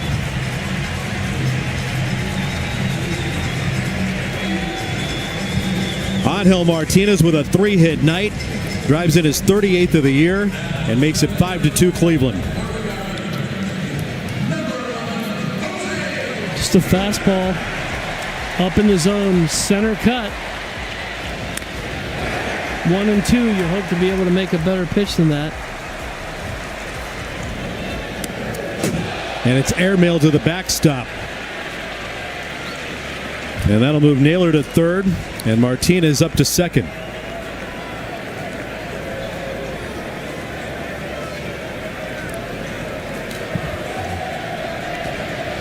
Soto's timing is all out of whack tonight. I know, I wouldn't want to be a left-handed batter facing him right now, that's for sure. He is definitely all over the place, and more so on the arm side, which is not good against lefties if you're a left-handed batter. Trying to get over the plate with the slider. Misses downstairs on Jose Ramirez, who's the switch hitter. Yennier Cano starting to get loose in a hurry.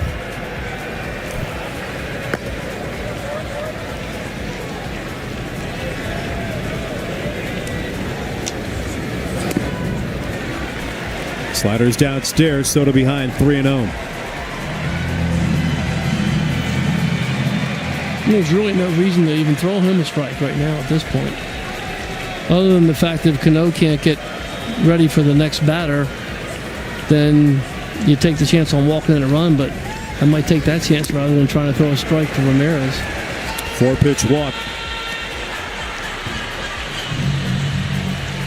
The 3rd walk of the inning. Now the base is loaded, and everybody kind of looking around towards the Orioles dugout to see what will happen. Well, one thing for sure in this situation, there's just no way that Manzardo is comfortable right now, because he sees those pitches that were thrown in the left-handed batter's box. So if you can make some quality pitches to him, I think you'd have a good chance to get him out.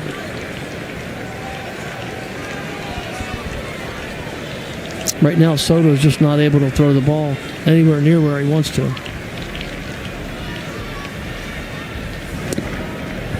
Slider over for a strike. He's tried to use that slider to get himself back over the plate. Well, the release point's not there with the fastball. The best thing to do is throw a different pitch. There's no sense in doing the same pitch over and over again and not having the right release point on that particular pitch. So, yeah. You should throw something different. And he was able to find the strike zone with that slider, and then that time, of course, he misses down and away. 31 pitches, 19 balls here in the 6th inning.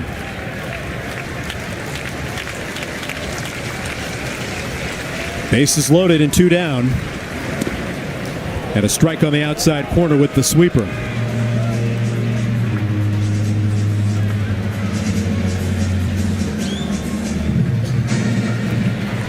Carlos Santana looming. Boy, did he ever atone for his first error of the season last night. 2-2. Swing and a miss. Got him with the sweeper, and the inning finally comes to a close. Guardians tally twice here in the 6th inning. and open up a 5-2 lead.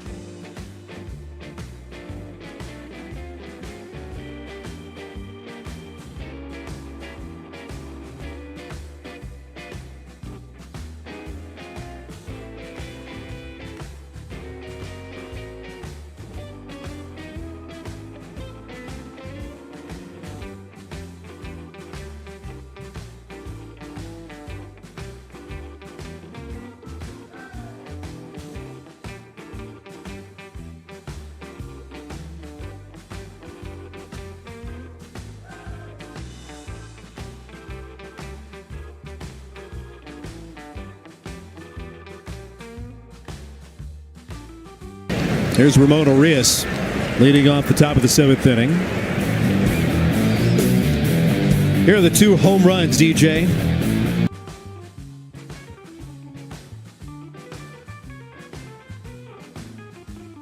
Ended up making a really good swing on a ball up in the zone. But I think tonight, I think he was looking for that breaking ball, and he got it, and he was just right on it. So I could tell just kind of the way he swung, and his balance was so good on that breaking ball. Taking out a little frustration from getting tossed on Sunday in Tampa.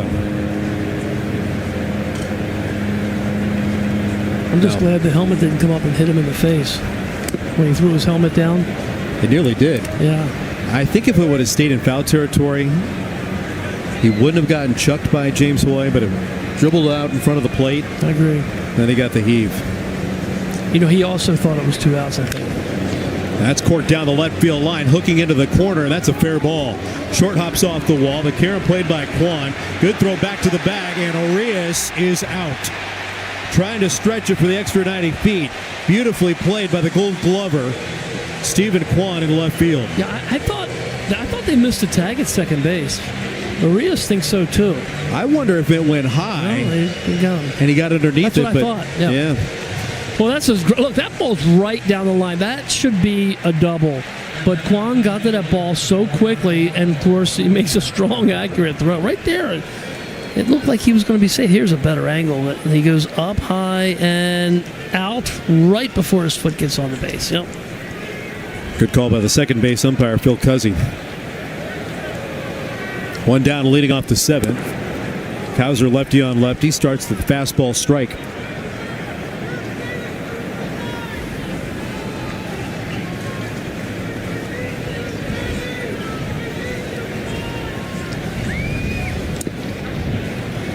Fastball's upstairs. And when you're down 3, you don't want to get thrown out at second, but I can't argue with that because the ball's right down the line. I mean, it literally bounced about a yard or a yard and a half from the foul line down there. I'm sure Ramon thought he has a double easy. Kwan circling this, may have lost it, then finds it and makes the basket catch.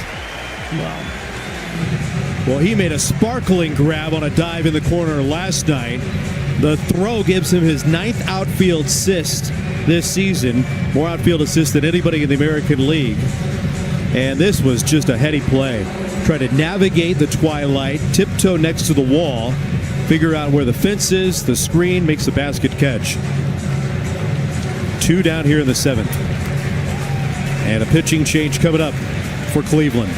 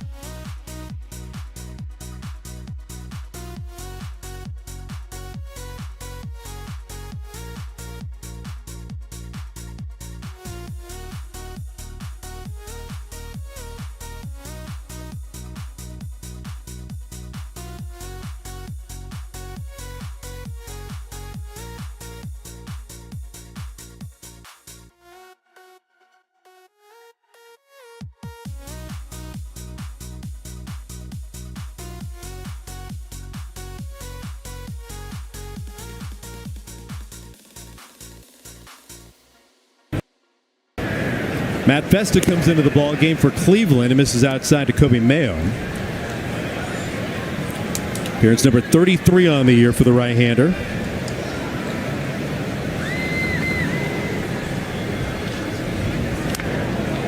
Mayo evens the tally, a 1-1 strike with the foul. Kobe's had a couple of nice at-bats. Worked a leadoff walk in the 3rd inning. Got a board on a free pass in the 5th. Both times, though, he's been erased on double play balls.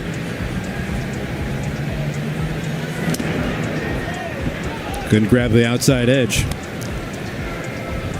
Don't feel alone, Matt.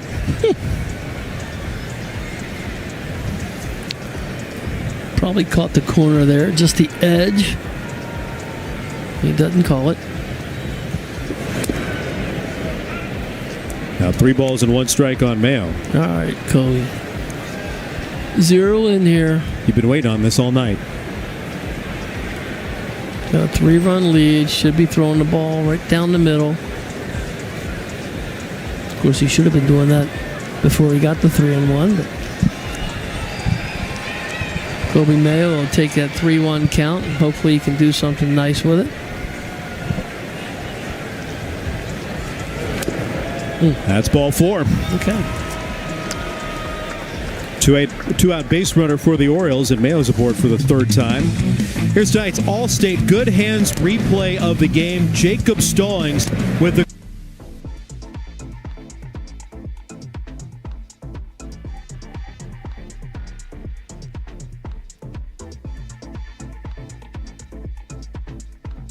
on to that one. Stallings summoned back, and Ryan O'Hearn coming off the bench to pinch hit. I would assume Carl Willis is going out there and saying, excuse me, son, what you doing here? We have a 3-run lead and you just walked the guy. That just don't make no sense. That's pretty good Carl Willis. This is the impression portion of the broadcast. Yeah. Listen here.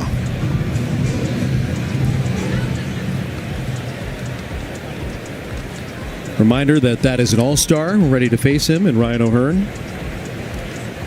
O'Hearn went 0 for 4 in last night's series opener. And he jumps on the first pitch and skulls it right back up the middle and drops it into center field. A base hit. That'll move Mayo into scoring position, and the Orioles have 2 on with 2 down here in the 7th. Yeah, it might have been something like, you realize you just walked a guy batting 195, and there's an all-star coming up next. Are we on the same page here? Do you have a clue? And then Ryan O'Hearn promptly hits a line drive to center field.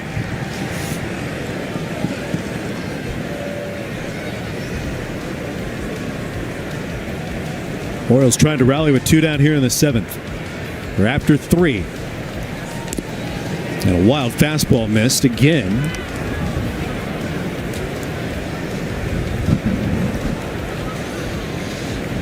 Pop-up lineup and a walk in between for Jackson Holliday.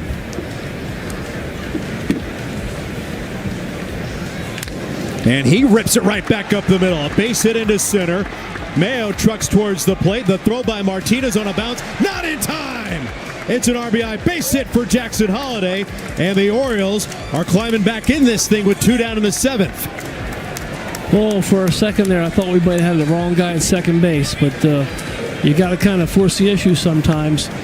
You can see there Jackson's right on that pitch. Right up the middle. Hard enough to get by the shortstop. In the center field to score a run. So they're going to make another change here. Mayo's walk finally cashed in on back-to-back base hits by Baltimore. First, O'Hearn coming off the pine. Jackson Holliday continues his hot hitting against Cleveland. He drives home his 40th of the year, and he draws the O's within a pair, 5-3. Still batting here in the 7th.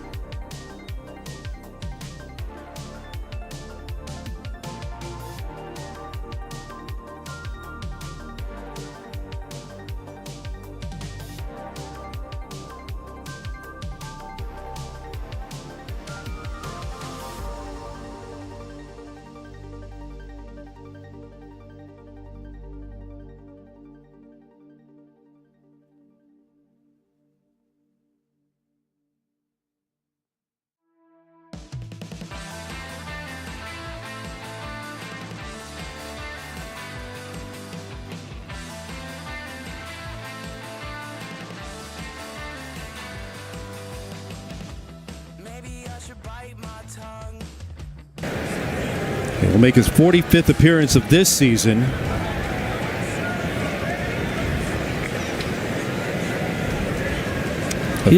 Excuse me, Ben. He's given up runs in his last 2 outings.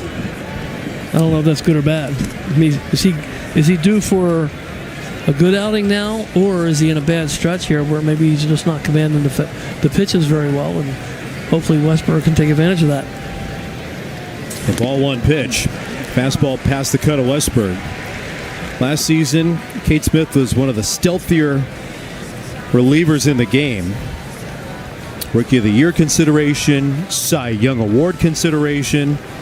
Not really as dominant this season as what he was last year. It's the fastball past Westburg again. And it's 1-2. A couple high fastballs there, so some guys can get away with the high fastball. Some guys can't, so that you don't read with the radar gun, but he's got the mid to upper 90s fastball. Fastball on his knuckles at 98, fouled back. Right in our radio booth.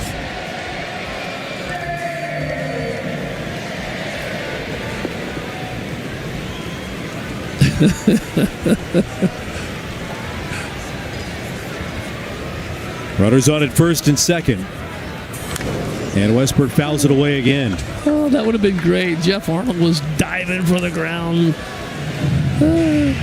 Here you go. This is great. We're going to have to hear about this for a month. That's just laughing. Yeah. Jeff was like, I don't want any part of that. 1-2. Tap towards third, hugging the line, foul. Ooh, boy. Well, it would have been so nice if that would have caught the corner of the bag and deflected into foul territory. That would have grabbed a run. How close was it? Oh, yeah, it's real. Okay, about 4 or 5 inches maybe. Good job by Ramirez, just running to the bag.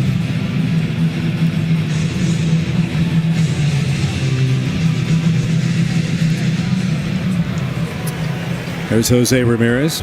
He gets to everything, doesn't he? Good player. Come on, Westy. A 1-2 pitch. That's upstairs. A lot of heat in this at-bat to Jordan Westburg from Cade Smith. Gunnar Henderson standing out on deck, hoping for a chance here in the 7th. Tying runs are on, and Westbrook pops it up. Near second base, Santana underneath it, finds it, makes the grab to retire the side. Jackson Holliday strikes with an RBI single, makes it a 2-run difference at the stretch here in downtown Cleveland.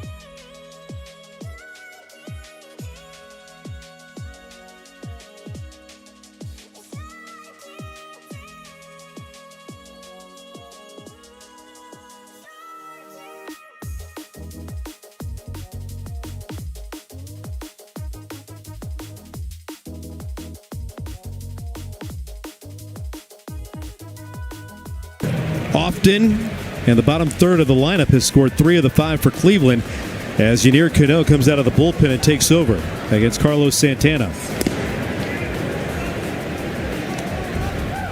Strange year for Cano this year because his strikeout rate is still good, over almost 10 per 9. He hasn't walked a ton of guys as far as walks per 9 innings. It's still under 3, so it's not awful by any stretch of the imagination, but they've just hit him a little bit harder, and of course sometimes it just happens at the wrong time. So sometimes you go through a little funk like that. Hopefully he can turn it around here.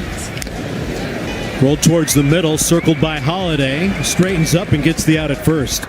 Santana retired. By the way, with Yadier Cano taking over on the bump, there's a brand new battery. Alex Jackson is behind the plate. Jacob Stallings had Ryan O'Hearn pinch hit for him.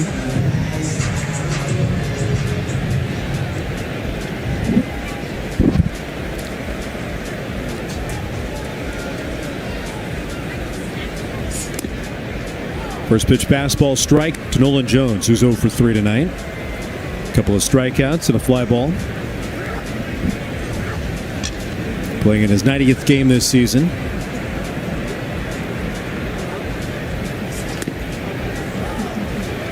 Flips the outside corner. Cano out in front 0-2. Well, he got the call there. Split the box there on the outside corner with the backdoor breaking ball. Pretty sharp start. All 5 pitches, good strikes from Cano. That fastball's a little high.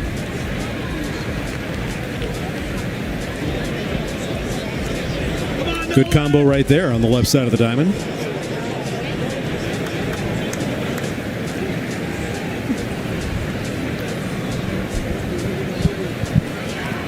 Now a timing violation. So that'll even the count. Ball charged on Cano, and now alert and aware. So now Jones has to be at least looking out at Cano as he gets ready to deal. I mean, it's only natural with this. We just called you for a pitch violation, so I'm ready to go, and then I start to go, and you're like, oh, well, you got to give the hitter time. Jackknifes out of the way from the changeup.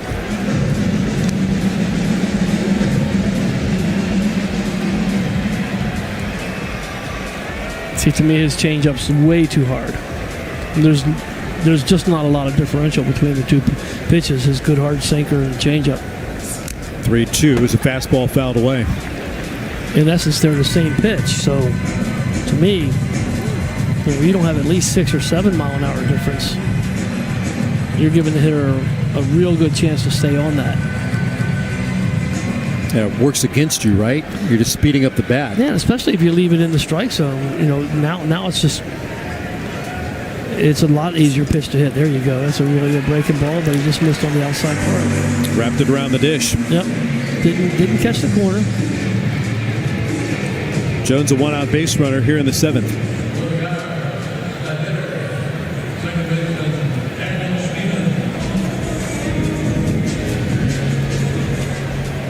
This is Daniel Schneemann. He's been walked a couple of times tonight.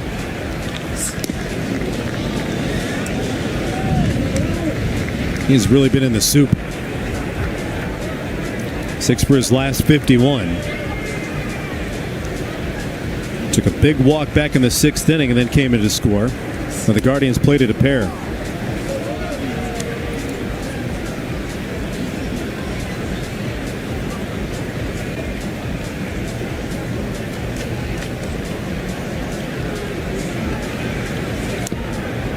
Took a big rip at the slider. And it's 1-2.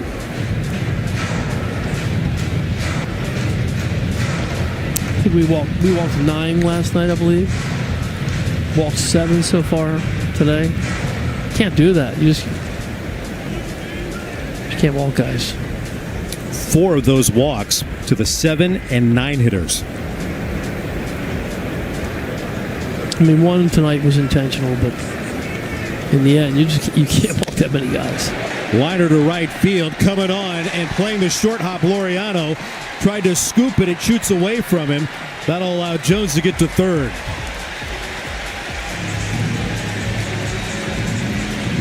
Schneemann with a sinking liner into right field. Charged by Laureano. Couldn't get there to get it cleanly. It bounces away from him. Jones gets to third base. With less than 2 down, Guardians have him on the corners. It goes from maybe another step, and Laureano's able to get to that ball, and it's a double play, but instead it's short hops here, and he keeps it in front of him, but then it gets too far away, and Jones was able to take third on it. That gets the hot-hitting Brian Rocchio to the plate, and the bunt is on. Coming down the line, the run will score. A throw to first base, in time to get the out. Cano fielding a position. Mayo with the extension to get the out. As Jones crosses the plate, and the Guardians pick up that run immediately. Just a good bunt. I mean, I'm not so sure here whether Urias is going to be able to catch that ball and get the runner out at home. I don't think that's going to be the case. So, in the end, Cano actually makes a pretty good play by backhanding the ball and getting one out. Jones in to score. Schneemann stands at second with 2 down, and Bo Naylor at the plate. Perfect fastball from Cano.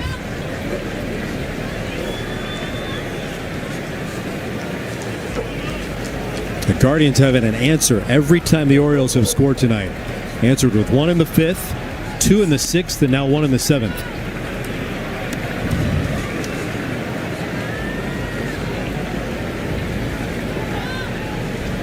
That's what the Birds have been battling tonight.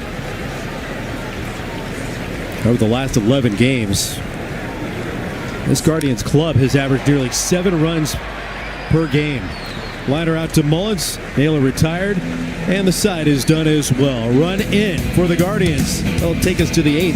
6-3.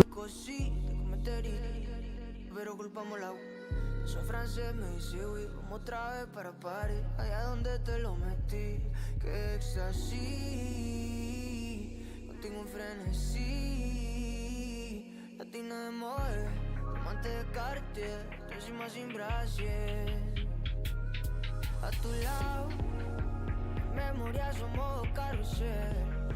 Semana pero ya no sé qué hacer. Si extraño lo que te hago en un motel. Los besos que chimba si pasan. Estoy cansado que hablemos por teléfono. Tú ves que mi casa es tu casa. Los polvos no se tasan, porque eso es entre tú y yo.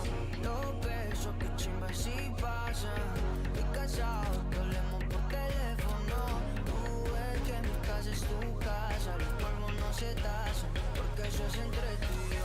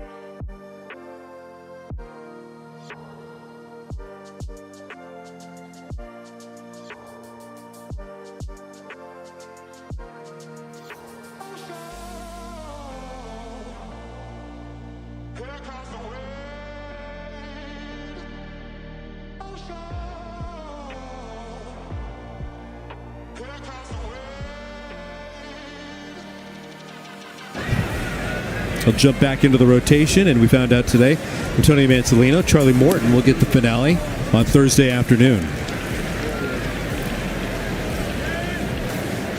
Kate Smith will bridge the 7th into the 8th, get Gunnar Henderson leading off. Ramon Laureano and then Cedric Mullins.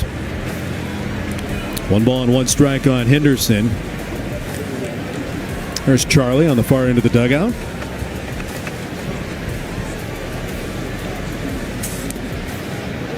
Fastball in the inside corner, even though Smith missed his spot. Henderson's not so sure.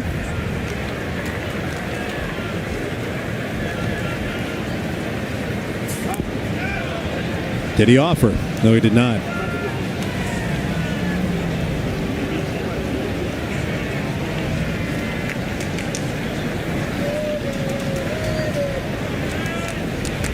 Two-two.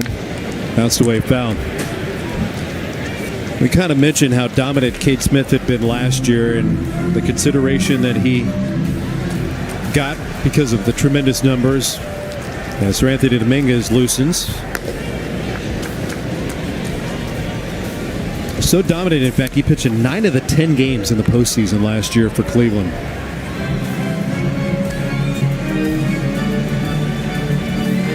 You got him to Emmanuel Clase. The big reason that the Guardians were a 16-game improvement from one year to the next and won the American League Central.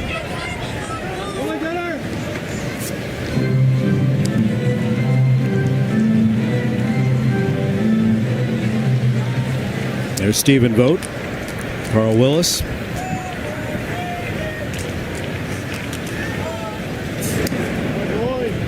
Hank the splitter. 3 balls and 2 strikes.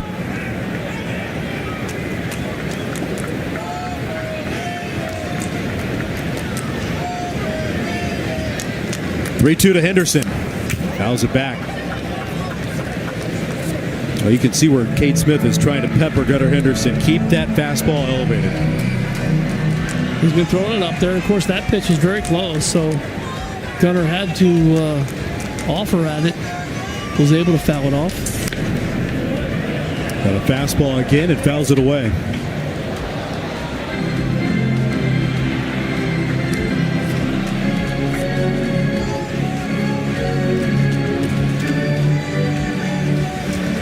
Nick Enright starting to loosen.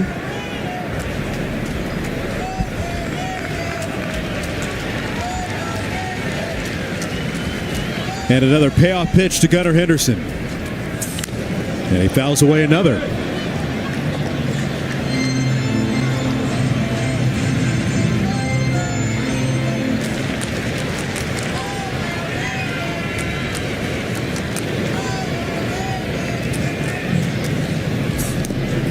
And it's outside for ball 4. A dozen pitches in that at bat to Gunnar Henderson. That was well earned right there.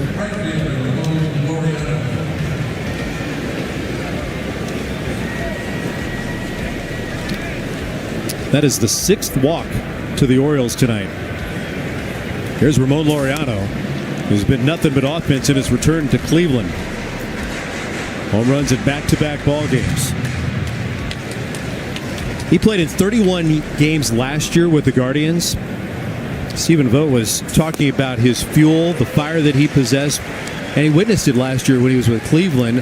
And, you know, looking back, he said, I didn't give Ramon Laureano, because we couldn't give Ramon Laureano enough playing time where he ever found a rhythm. And he said, I know it better than anybody.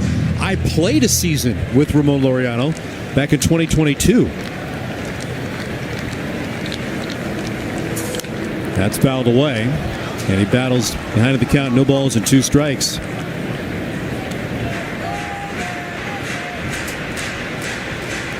It's one thing to play with them and try to harness that energy as a teammate. It's another thing to watch it as a manager. The 0-2, that's skied out to right field. Backing up Jones to the edge of the warning track, lost his footing and recovers to get the out. Well, you can only hope as a manager that you have enough good players on your team that you don't have enough playing time for another good player. So it's not a bad situation to be in. And that's another reason why they found him a spot where he was going to play. After leaving Cleveland, he went to Atlanta, and timing happened in his favor with injuries in Atlanta. And he got an opportunity to play a boatload of games down the stretch and was tremendous. Yeah, did well. And with playing time comes production now in Baltimore for Ramon. 1 down, 1 on here in the 8th. Here comes the manager marching towards the mound. Stephen Vogt will make a pitching change.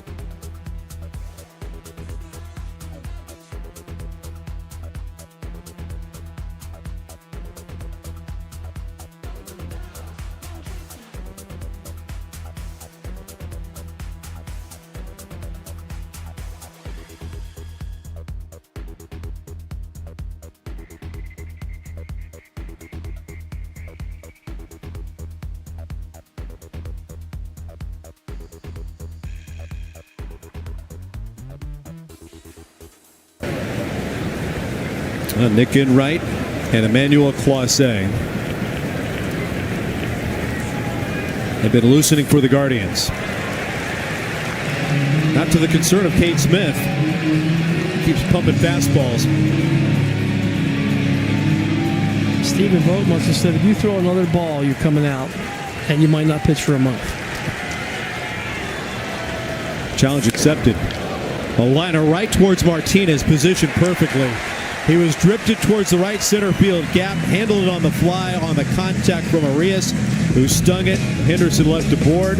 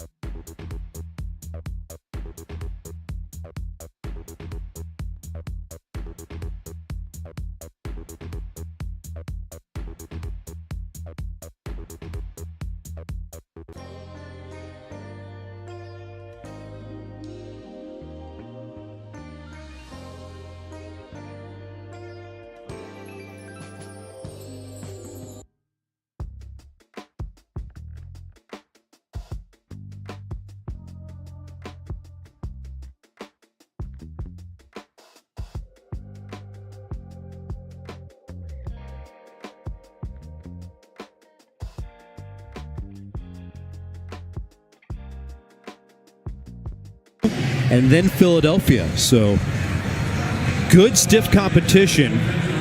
And about a week or so, Rockies are struggling this year. A lot of baseball. A lot of baseball. Sir Anthony Dominguez has pitched a lot of baseball as well. 41st appearance of the year for the big right-hander. Takes over in front of about 22,000 and change here tonight. Right-hander's first pitch, and Stephen Kwan takes a strike after squaring around.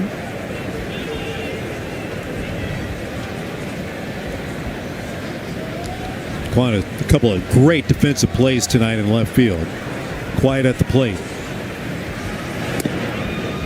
Good curveball snapped in. Sir Anthony out in front 0-2.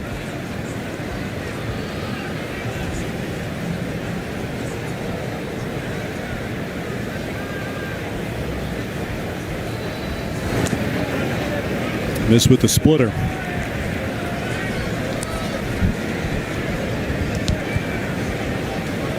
One, two, three coming up. Kwan first, Angel Martinez, and then Jose Ramirez.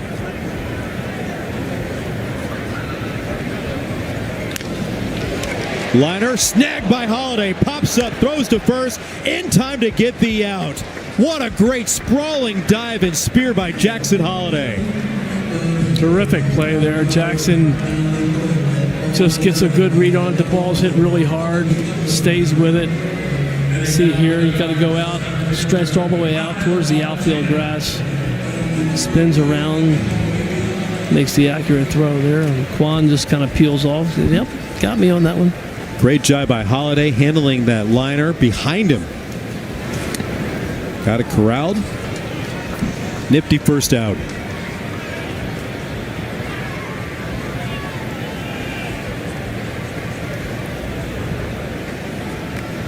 Three-hit night for Angel Martinez.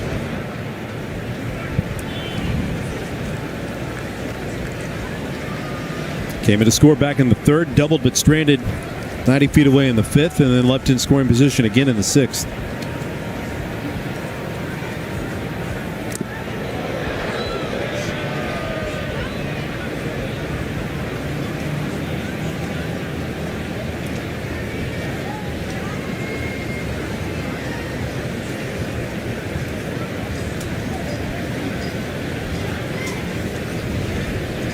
Two one. That's bounced away foul. That'll leave it the count.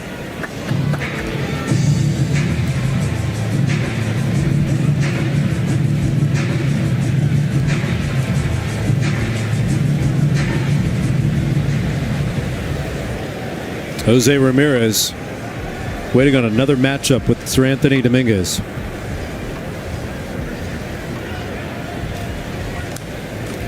A very defensive swing, that 2-2. The first pitch in the at-bat was up. Got a call for a strike, and it was out in the zone. So 2 strikes, you don't know whether they're going to call it a ball or strike, so you better protect.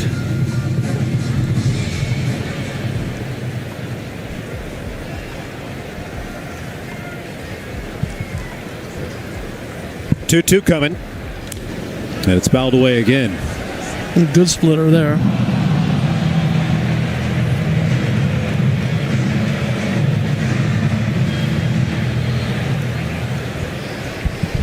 Emmanuel Clase looming.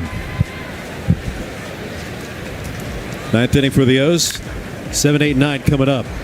Mayo next to the line finds Dominguez coming over to cover. And there are 2 down.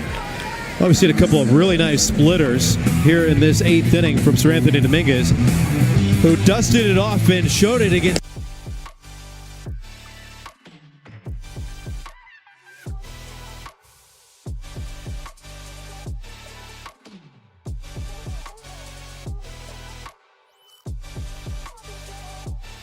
Anthony Dominguez displayed the splitter in a moment where he needed to get an out. He had used it in spring training a lot.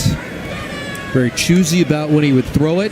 Usually it was in ballparks where they didn't have the data harnessed. And then all of a sudden, he released it on Jose Ramirez and left him stunned after that at bat. And the rest of the league was put on notice. They have so much information now. Of course, the hitters know everything they throw, all the velocities, the movement, tendencies, all the different things that the pitchers are doing recently as opposed to what they do in their careers. So, yeah, when he threw that pitch, that's where Ramirez was going like, okay, didn't know that. Didn't have that one on the radar. Mullins has it lined up. And the Guardians retired 1, 2, 3 in the 8th. To the 9th we go. Colton Cowser on the other side with the O's chasing 3.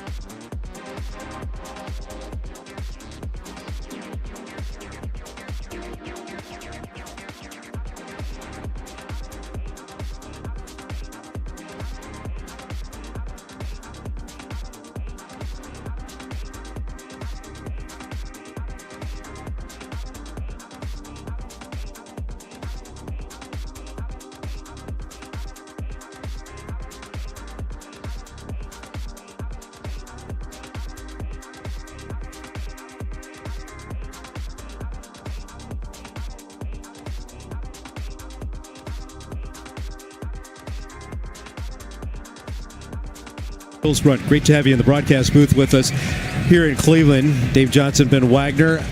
And now the Orioles, if they have any opportunity to come from behind tonight, they've got to do it against one of the best closers in the American League now, about 3 years running. Yeah, this guy's tremendous, but as you kind of mentioned, it's still a situation where he doesn't get everybody out all the time. And you look at the numbers here, 44 games, 40. And what I'm surprised is, in 44 innings, he's actually given up 44 hits. So he is hittable, but he's been so good the last 4 years coming into this year, and he's continued it as the closer. So, yeah, the Orioles are up against it here, but he has an earned run average. It's not 0.00, so he does give up some runs. Maybe tonight will be the night. Fourth in the American League with 21 saves. Clase to Cowser at 99 miles an hour, and a gift for the right-hander that stuns Cowser. And he snapped his look back at the home plate umpire, Tony Randazzo. Yeah, Tony's just not been very good tonight. He's human. Holds 1 for 3. And in the hole 0-2.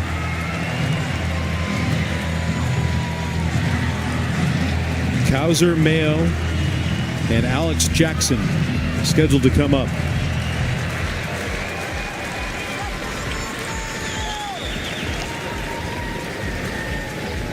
Oh, 0-2 pitch. Right there for strike 3.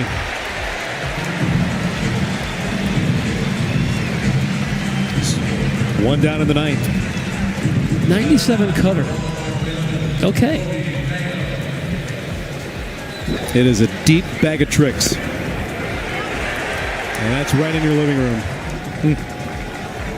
Yeah, out of the hand that you're going to right-hand the pitcher, a fastball, that's going to be away a little bit, wrong away.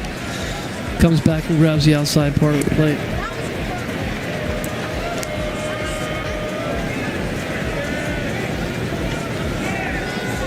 Three walks tonight for Kobe Mayo. Set up a run in the 7th. Triple digits on the inside corner.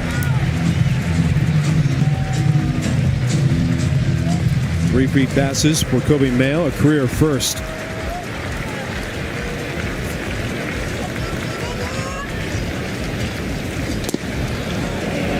And the slider's called downstairs.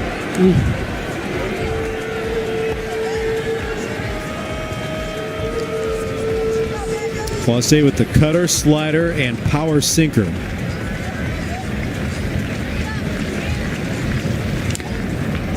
Floats to shallow center. Schneeman goes back from second, coming on Martinez. Nobody can get it. It'll drop in, and Mayo's aboard for the 4th time tonight.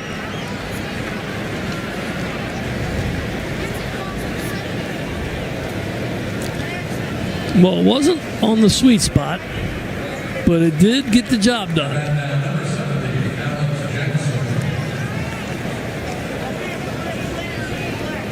Dropped it in no man's land. Martinez, Jones, Schneeman all coming in. Mayo's aboard. Jackson pops up the first pitch. Ramirez goes back from third and makes the play. There are 2 down.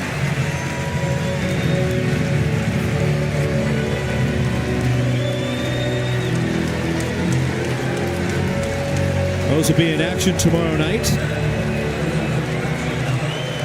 If Jackson Holiday can't extend this ball game.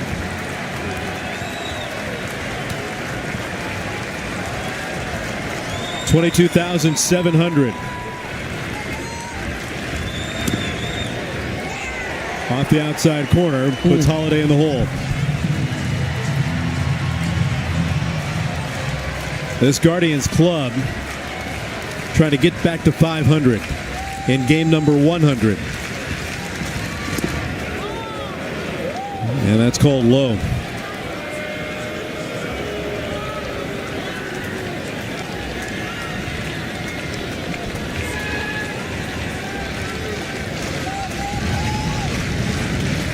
Runner goes from first. And another pitch in favor of Holiday. Mayo gets defensive indifference to get to second.